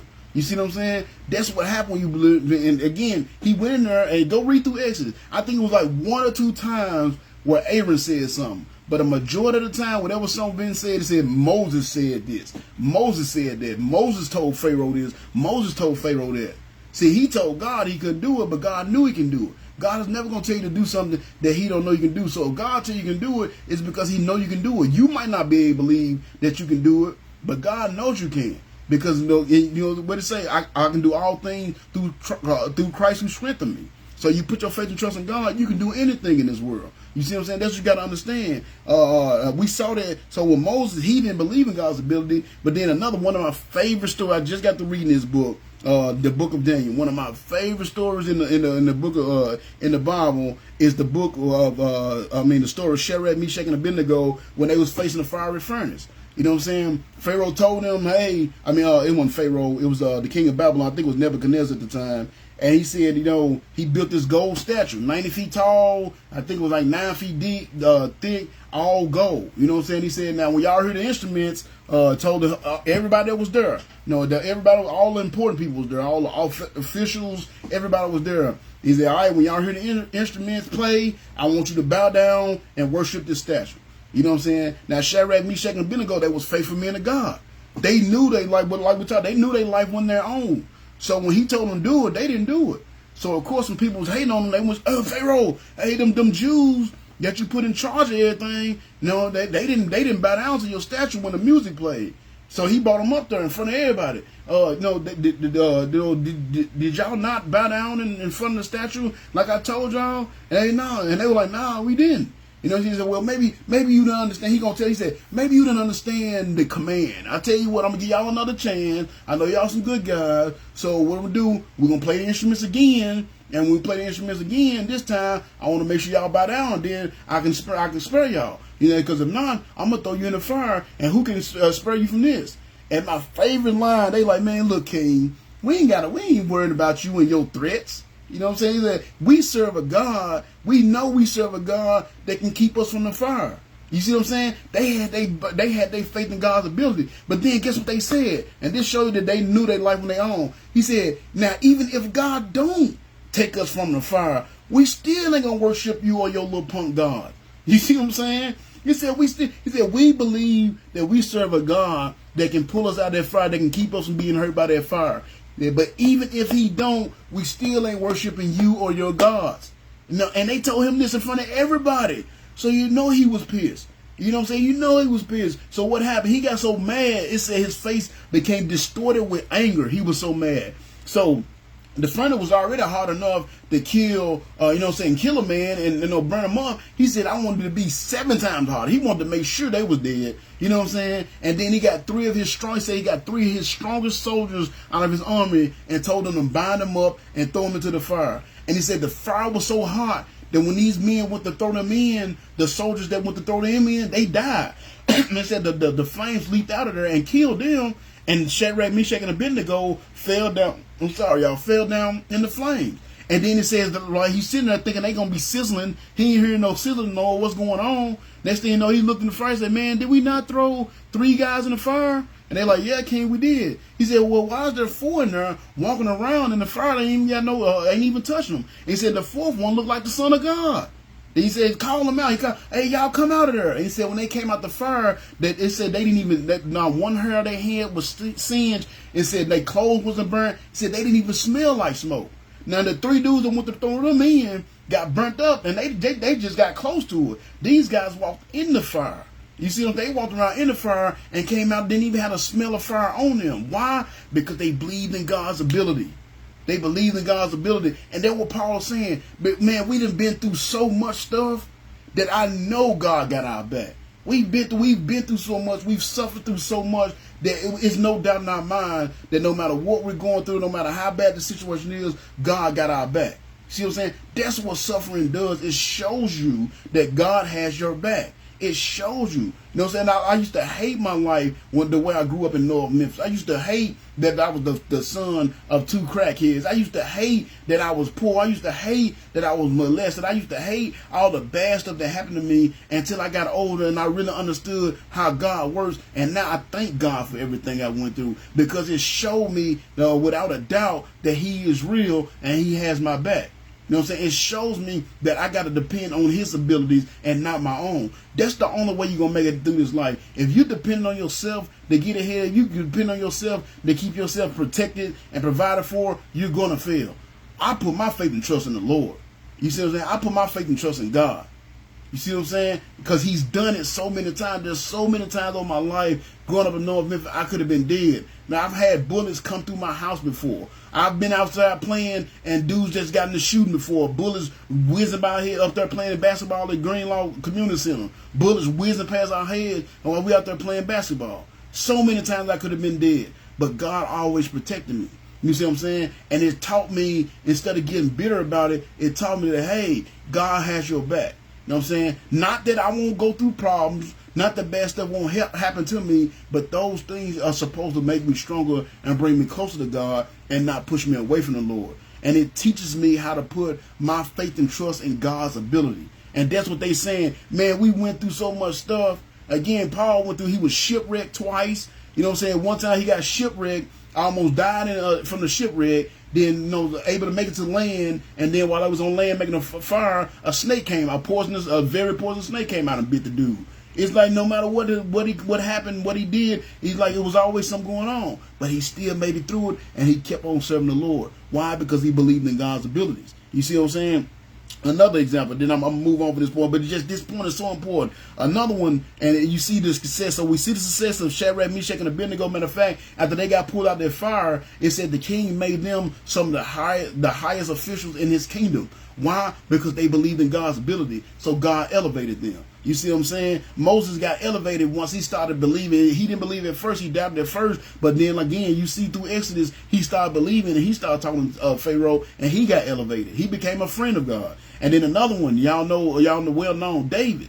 David believed in the ability of God from the beginning. Because again, I'm going to take you through the story real quick. Y'all remember when everybody know the story of David versus Goliath. But y'all got to see, a lot of people don't pay attention to what led up to that story. You know, the things that were said. So, of course, you know, the whole story, David got anointed by Samuel to be the king. But it wasn't right then and there, but he got anointed. But he knew at some point he was going to be a king because the prophet came and told him that he was going to be king. So one day he goes out, his brothers are in the war. You know, Saul was fighting the Philistines. You know, his brothers at the war, his dad said, hey, go check on your brothers, take them this food. So while he goes out there, he just happened to come across this Philistine giant.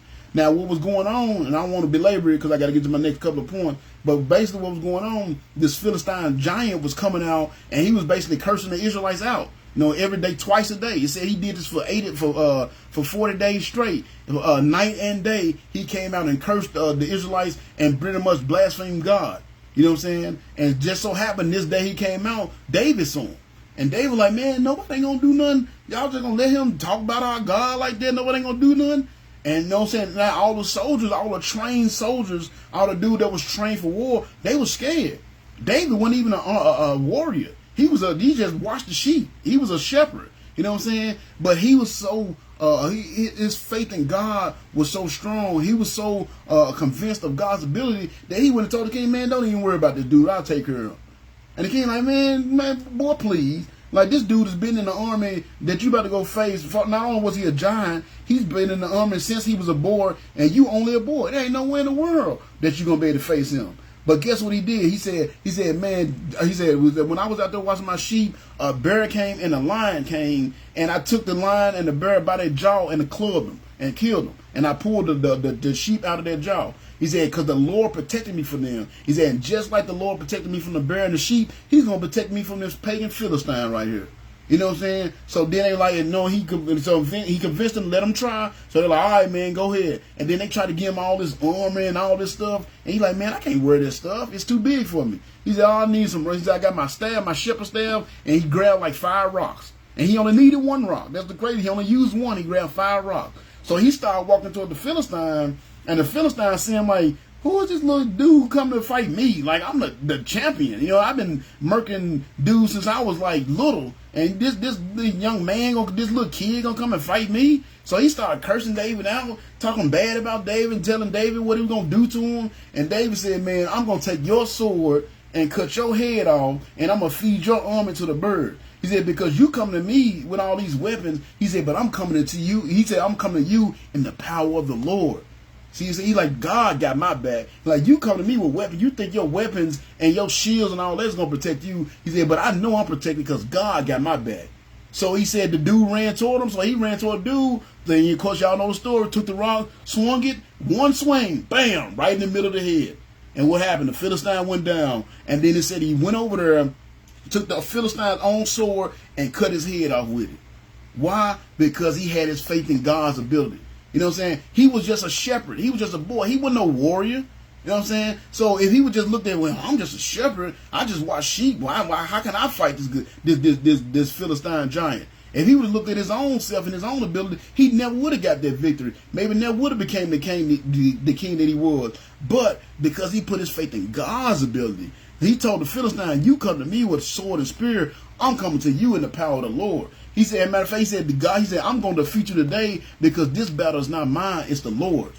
He said, I'm going to cut your head off and I'm going to feed your army to the birds. And that's exactly what happened because he had his faith in God's ability. So that's what we got to understand, man. And we really want to be successful. If we really want to get the things done that we need to get done, we really want to do our part to bring this world back to the Lord, then we got to put our faith in God's ability. You know what I'm saying? I try to use my ability all the time. Every single time I try to use my ability, it never worked out. But when I use God's ability, I just put my faith and trust in God to guide me where he want me to go, to help me do the things that he want me to do. It's always been successful because I get out the way and I let God do the work. You see what I'm saying? That's what we got to do. So don't always trust in God's ability and not your own. You know what I'm saying? That's the only way you're going to be able to be successful is that God do. Like, again, with God, anything is possible. All things are possible through Christ who strengthened me. You got to put your faith. If you try to go on your own ability to be a good Christian, it's not going to happen. I'm going to let you know right now. If you want to try to rely on your own ability to give up that drug habit, it's not going to happen. If you try to rely on yourself to give up that woman problem, it's not going to happen. If you try to rely on yourself to get yourself healed, it's not going to happen. You know what I'm saying? You try to rely on yourself to not do those things you're not supposed to, it's not going to happen. You got to get God involved. You got to get God involved, and you got to rely on God's ability instead of your own. You know what I'm saying? I try my best to be the best minister I can. I try my best to be the best person I can. You know what I'm saying? You know, I gave up weed. I gave up drink. I'm still tempted by it. You know what I'm saying? It ain't that I just like, oh, I've stopped smoking weed and it doesn't bother me at all. It does, especially in springtime and them nice cool days, and nothing I would love more than blaze me up one, ride around, listen to some music. Especially my new vehicle I just got because it got a bumping sound system in it. I would love that. That was my favorite thing to do. You know what I'm saying? I'm still tempted by it, but I trust in God's ability to keep me from it because I know it can keep me from doing the work. You see what I'm saying? It's God's ability to give us the success in anything we do. And we got to start trusting more in God and ourselves if we're really going to do the work the Lord has for us to do. So number 13, I know I kind of elaborated on it a little long, but it's because it's so important for you to get there. Never always put your trust in God's ability and not your own. That's very important for a concept for y'all to get. And that's what Paul did, and that's why he was so successful. So then he said, again, as a result, we learn not to rely on ourselves, but on God who can raise the dead. He said, and he did deliver us from mortal danger, and we are confident that he will continue to deliver us. So again, number 14 is this. If God is for you, who can be against you? So be sure God is for you. See, that's what he's saying. He said, the reason why we made it through is because God had our back. Again, God had our back because I know I was doing God's work. It kind of goes to what I've been talking about. He said, I know we was doing God. Yes, we faced mortal danger. He said more. In other words, their life was at risk several times. And I already explained, his life was at risk several times. You know what I'm saying? But his life was, why was their life at risk? Because they was doing God's work. And the world didn't like that. You know what I'm saying? That's why I told you in point number 10. The world ain't going to like you doing God's work. He's going to want to do everything else it can that keeps him doing God's work. And Paul said, you know what I'm saying, everything that they went through showed them that God was with them. That's why they kept going. It showed them how to put their faith in God's abilities. And then he said, God, he said, the Lord delivered us from mortal danger, and I'm confident that he will continue to do so. I know he's going to do it. I'm just going to keep doing what I'm supposed to be doing, and I know he's going to keep on doing what he's supposed to be doing. You see what I'm saying? I'm going to keep on doing what I'm supposed to be doing, and I know I'm going to be safe and protected. And that moment when I'm no longer safe and protected, or that moment when somebody get me, it's not that God can protect me. It was my time to go. And that's what people don't get. You know what I'm saying? Eventually, our time is going to run out at some point. You know what I'm saying? It's going to run out. You're not going to live forever. Your time is going to run out. So the fact that something happened to you, that don't mean that God was no longer able to protect you. They don't believe God didn't have the ability to keep you safe. It was just your time to go. You see what I'm saying? You're not going to live forever. You're not going to live forever. And when you're serving God, there may be a real possibility pretty soon, because Paul faced it all the time. But he said the Lord kept delivering them, and they was confident he was going to always deliver them. So you want to make, if God is for you, nobody can be against you. I don't care. I look at everything that was done to Paul. Look out again, how many times he was beaten, how many times he was shipwrecked, how many times he was thrown in jail, how many times he was whipped. You know what I'm saying? They gave him the lashes. I'm pretty sure by the time he died, his body was a mess. But he kept going because he knew God had his back. He was coming. That's what he's saying there. He said, God delivered us, and I'm confident he'll keep delivering us. So again, as long as I'm doing what God want me to do, then I know I'm going to be delivered. So again, if God is for you, who can be against you? So make sure God is for you. How can you make sure God is for you? Make sure you live in your life to doing the things that he has for you to do. It basically goes back to the very first point of this lesson. You know what I'm saying? Make sure you're in the will of God. As long as you're in the will of God, God is going to be for you because you're doing his work. As long as you're in God's will, he will be for you. So make sure he's for you. And if he's for you, that's going to help you build up that confidence. You're going to see people coming, trying to attack you. And you're going to see how things get taken care of. You know what I'm saying? You're going to see the attacks. The attacks is going to happen. This world's going to come at you. You're going to see the attacks. At the same time, you're going to be seeing every time you get an attack, somebody going to come there to rescue you. And Paul, by this time, he had seen it. He had seen it all. Like I said, he had seen it all. He had been shipwrecked, beaten, bitten by snakes. All this stuff had happened to him, and he was still going forward because he seen every single time something popped up, the Lord took care of it. Every time a problem popped up, the Lord gave him a solution. Every single time. Why? Because he was doing God's work. See what I'm saying? Doing God's work. That's the most important thing for you to do, people. You know what I'm saying? Find God's will for your life and make sure you're doing the things that God has for you to do. And you don't have to worry about this world. You don't have to worry about Roe versus Wade. You don't have to worry about the transgender homosexual movement. You don't have to worry about the food shortage. You don't have to worry about the fact that we ain't had no rain this summer. You won't have to worry about those things if you're doing God's work. You know what I'm saying? That's why it's so important that you understand Matthew 6:33. Seek ye first the kingdom of God and his righteousness, and the rest of these things shall be added unto you. You know what I'm saying? I was doing a lesson with my kids the other night. A perfect example of this is we was over there reading in I think it's 1 Kings chapter 3. It's either 1st or 2nd Kings chapter the very first chapter, but it's when Solomon take over as king. You know, he's a young man. He's David has passed on. Now the kingdom is his. You know, and it says that he went up and he made this great sacrifice. It says sacrifice like 1,000 sacrifices or something like that. You know what I'm saying? And it said that night when he went to sleep, the Lord came to him in a dream. And it said, you know, man, I give you, you know, and this is God. And giving him a blank check. He said, man, whatever you want, I give it to you. You know, like you made your sacrifices. I see your heart's in the right place. So whatever you ask me, I'll give it to you. And you know what he asked for? He said, Lord, I'm young. I'm inexperienced. And you giving me this kingdom of your people to lead. He said, so what I want is the wisdom to lead your people in the right direction. In other words, give me the wisdom I need, the tools I need to build your kingdom. That was his desire. And if you read that, it said that request pleased God. You know what I'm saying? He pleased God. And the Lord told him, he said, because, matter of fact, I think it's over in 2 Chronicles, 2 Chronicles chapter 1 is where it says this. It said it pleased God, and the Lord said to him, because your desire was to build my kingdom. You see what I'm saying? No, he said, because your desire was to build my kingdom, because he could have asked for anything. He said, because your desire was to build my kingdom and not to ask for a longer life or death upon your enemies or silver and gold or anything like that. He said, because your desire was to build my kingdom, he said, I'm going to give you your request and give you wisdom like no man has ever seen before. He said, but I'm also going to give you all the stuff you didn't ask for. I'm also going to give you safety from your peace from your enemies. I'm also going to give you more silver and gold than you could imagine. And if you look at the life of Solomon, Solomon was the richest, wisest king that Israel ever had. Now, he kind of went the wrong way toward the end of his life because he had 1,700 women that he was messing around. He had 1,000 wives and 700 concubines, and they eventually took him away from the Lord. So that's why you got to watch them women. You know what I'm saying? Having too many women on you. But for the first part, he started off, his heart was in the right place. And the Lord said, because your desire was for my kingdom and you know to build my kingdom the right way, I'm going to give you everything you asked for. You see what I'm saying? So because if you make your desire to do God's work and to build God's kingdom, all this other stuff, this food and all these other things that they want us to be scared about, you won't have to worry about those things. God's going to make sure you have it. Now, you might not have a fat, juicy steak, but you might have your pack of hot dogs. You know what I'm saying? You're going to have something to eat. It might not be what you want to eat, but you're going to have something to eat. You just got to put your faith and trust in the Lord. You see what I'm saying? And you got to make sure that God is for you, because if he's for you, nothing can be against you. You won't have to worry about those other things. You know what I'm saying? But the only way God will be for you is if you for him and you make it your desire in your heart to do his work. That's how you make it. So again, number 14, if God is for you, who can be against you? How can you make make sure that God is for you? And how can you make sure God is for you? By doing your part to serve his will. That's how you make sure God is for you. All right, so that's number 14. I got one more, y'all, then I'll be done. So he says, we are confident that he will continue to deliver us. Now, this is going to reference back to number 3.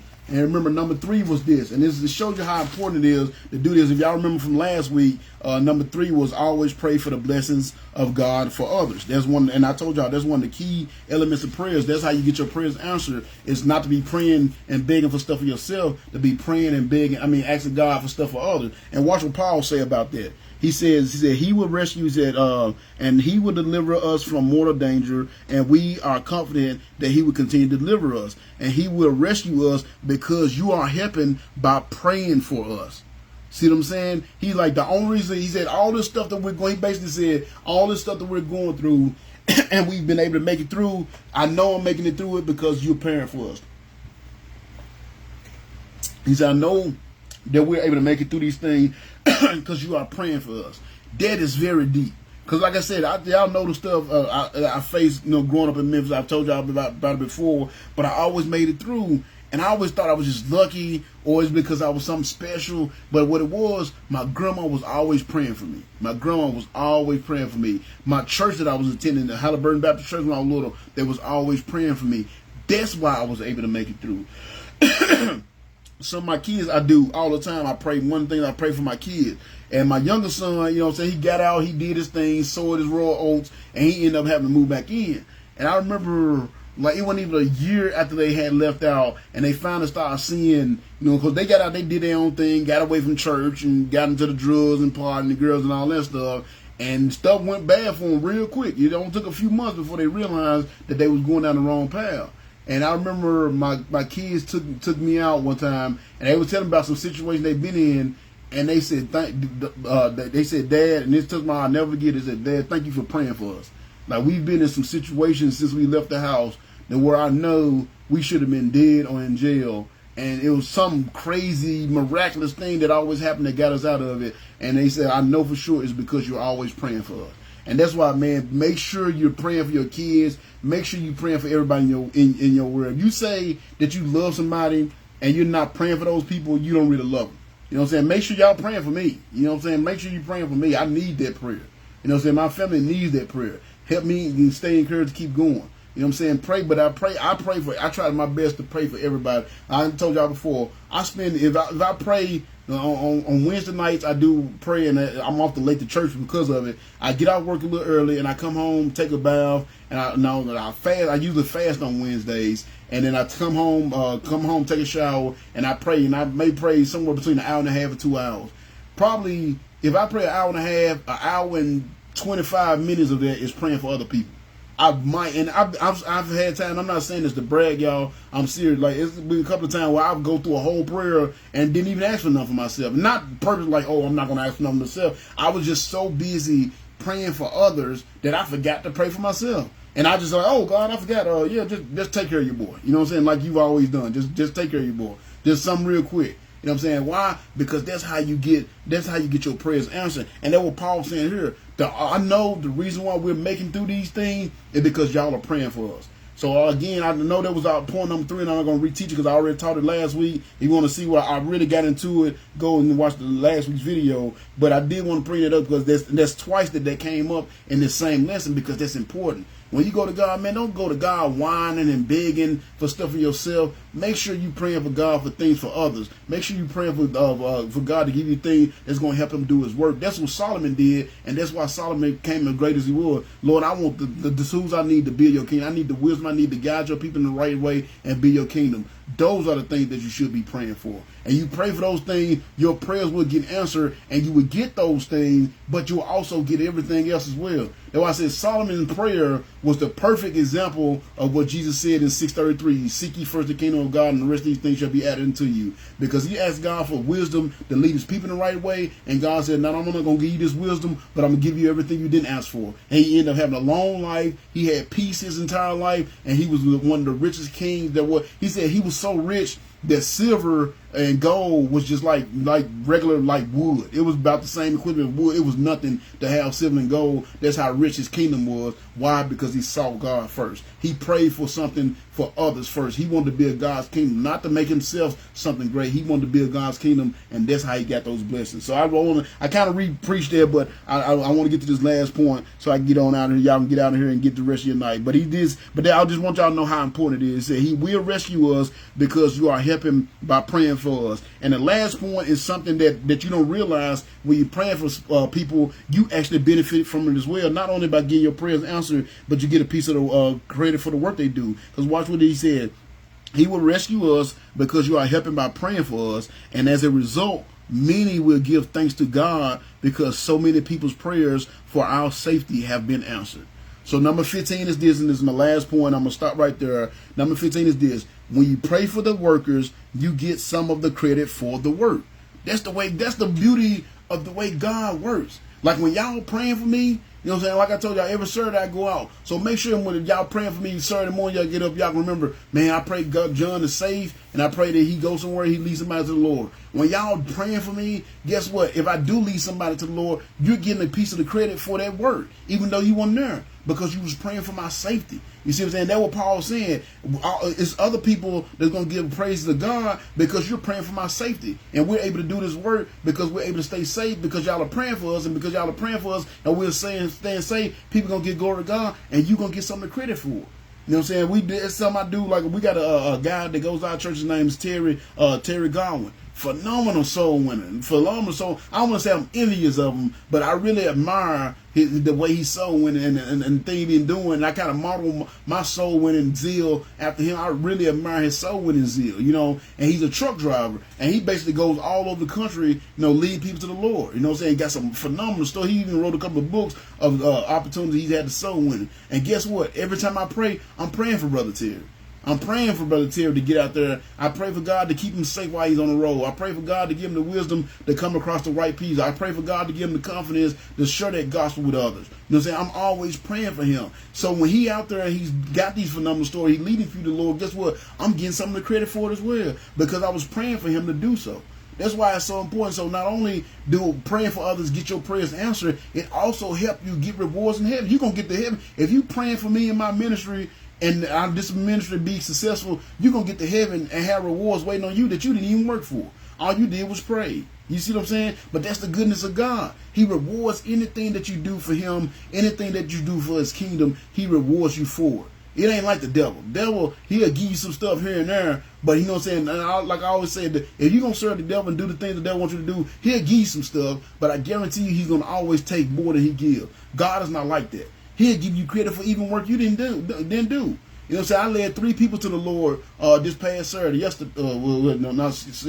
Saturday. I led 3 people to the Lord. You know what I'm saying? Went up to Dixon, went up, knocked on doors in the projects, led 3 people to the Lord. You know this, sir. So guess what? If you were praying for me, then you have credit for those people that I was able to lead to the Lord. Even though you weren't even there burning up in the sun like I was, sweating. You know what I'm saying? Absorbing all this heat. You know what I'm saying? But you still get the credit for it because you was praying for me and praying for that work. And that's what Paul's saying. Y'all keep praying for me. Y'all prayers are being answered. And because y'all prayers are being answered, this great work is being done. And because this great work is being done, you're going to get some of the credit for it because you're praying for me to be able to do this great work.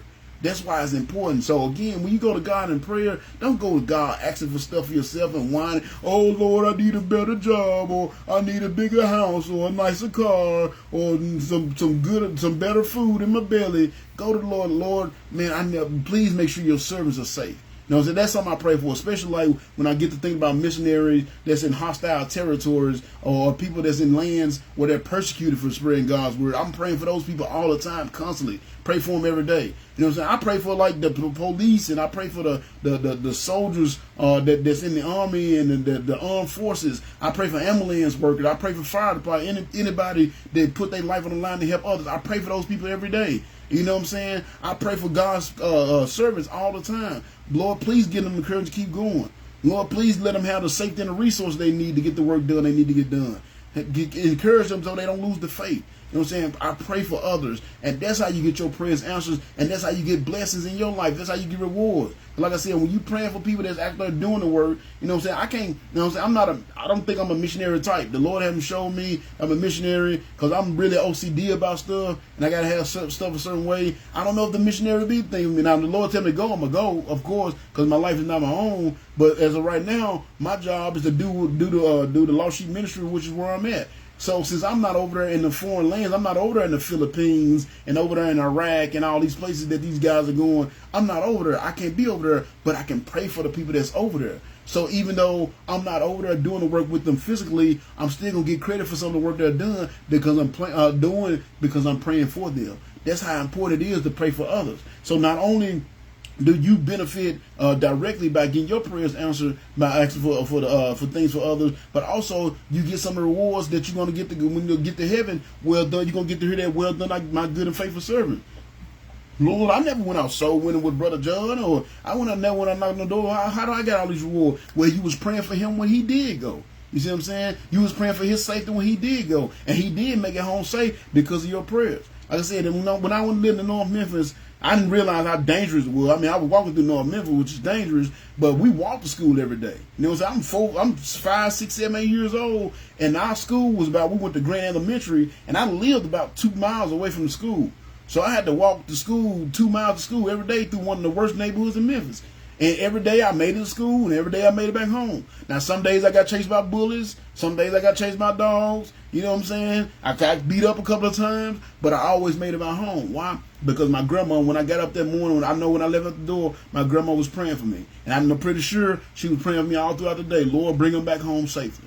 And that's why I made it home safe. I didn't make it home safe because I was just so smart. I was so hood smart, and I knew the right place to go and the right place to be. I was safe going there and coming back because my grandmother was praying for me every single day. You see what I'm saying? That's the power of prayer. And that's why it's important that you make sure you're praying every day. But again, not just praying and begging and whining to God for stuff for yourself. Make sure you're praying for God's people. Make sure you're praying for God's worker. Make sure you're praying for God's kingdom. And make sure you're praying that you can do your part to serve the will that the Lord has for your life, so you won't be overwhelmed by the troubles of this world, and you won't let this suffering get you down, but you can find comfort in that suffering so you can continue to go forth and doing the work that the Lord has for you to do.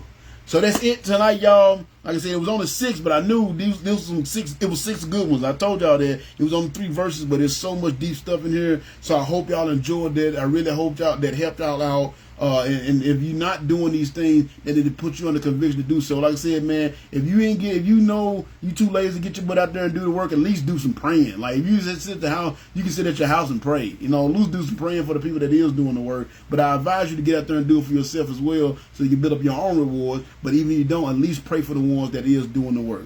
So again, I thank y'all for joining me tonight. I really appreciate that. I hope y'all definitely encourage me when you come in here, and I hope this was a help to you. So next week, for my Lost Sheep people, to anybody that's on here, we will be meeting tomorrow night at 6 o'clock, God willing. We'll be meeting at the church tomorrow night at 6 o'clock. So be there, be square. But next week, God willing, it depends on how many. If we cover a lot of points, because when my Lost Sheep, sometimes we go through 1 or 2 points. So we cover at least 5 or 6 points. Then I might come and bring another lesson in 2 Corinthians next week. But if we don't, then my game plan is to go into the book of Samuel, because I'm going in chronological order. So the next order, because we just finished up Ruth, and I'm doing this right here, Corinthians, because that's what the Lost Sheep, to catch up with the Lost Sheep. But now the next one on our agenda is Samuel. But if there's anything that y'all haven't covered already that y'all want me to cover, please reach out to me and let me know. Y'all know I'm flexible. I can work it into my lesson plan. Just send me an inbox me and let me know. Keep sharing the videos and telling people about it. Like I said, the views has been going up, so I definitely appreciate it. But whether I got 5 or whether I got 100, y'all know I'm still gonna be here doing this word. But continue to share the videos, tell other people about it, so this word can get out. And because I know the Lord's word does not return vain, and I just wanted to use the Lord's word to build this kingdom. Of course, if you're watching this and you're not 100% sure that you're going to heaven when you go through the door called death, please reach out to me and let me know, and I can schedule some time with y'all. Let me know. I can schedule some time with you so I can go over the gospel with you. Or if you know somebody that's not saved, trying to convince them to reach out to me or whatever. If y'all think I talk too much, reach out to somebody, but get that taken care of, because it's the most important decision that you ever make in your life. And of course, you got any kind of spiritual counseling, got any questions about the Bible, something you understand, you want to talk about, again, reach out to me, let me know. I'll schedule some time to talk to you, and we can go over those things, whatever they may be. And of course, this is my YouTube page. I am current on my page. All my videos is on there. So if you want to go watch my videos, go watch some of my old sermons, some stuff that you may have missed. This is the page. Go to youtube.com, God's Servant / Lost Sheep Ministries. Type it in just like that with a space between each one.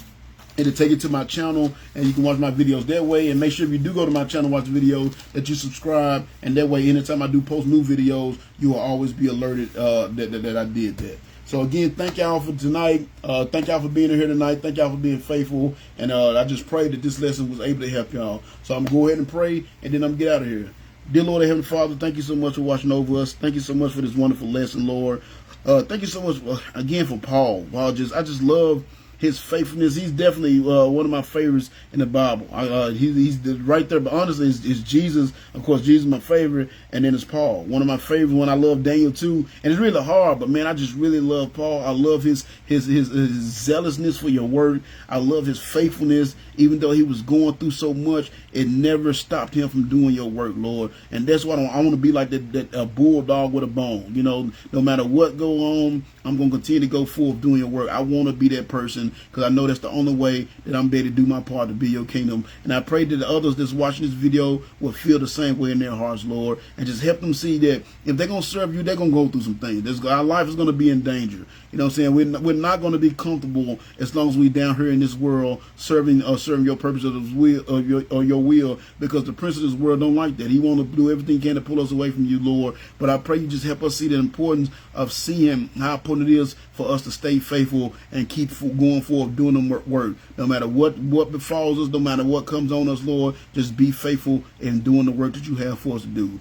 So we just ask you to watch over us as we finished up this night, Lord. Continue to build the Lost Sheep Ministry, help it grow, prosper, reach out to the community, change the lives of others, capture lost souls of men. I pray the same for the River Lake Baptist Church, Lord, and just continue to use me and my family in a mighty way to do your work. Continue to use Brother John and his family in a mighty way to do your work, and continue to use this Lost Sheep Ministry, Lord. Allow me and my family to have the influence in the lives of the others, so they may want to give their whole heart to serving you as we have, Lord, so we can do the work that you have for us to do. Because I told you my ultimate goal, Lord, is to lead this world back to you. And I pray you use me, my family, this ministry, and my family, the ministry members, to bring this world back to you. Be with all those that give their life to protect others. Keep them safe as they go about the day, Lord, so they can do the work that you have for them to do. And just be with all your servants. Give them your power, love, and wisdom of any problem that arises to keep them from doing your work. And then just continue to guide them in the direction they need to go, so they can share your gospel with others, so they may continue to honor and glorify your name and build your kingdom, Lord. Just keep us all safe as we go about the night,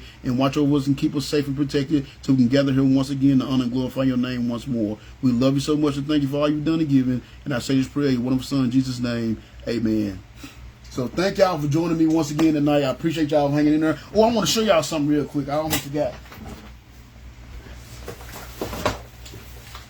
I'm pretty excited about these. I got finally got some gospel tracks for the Lost Sheep Ministry. This is how it look. Is that not pretty neat?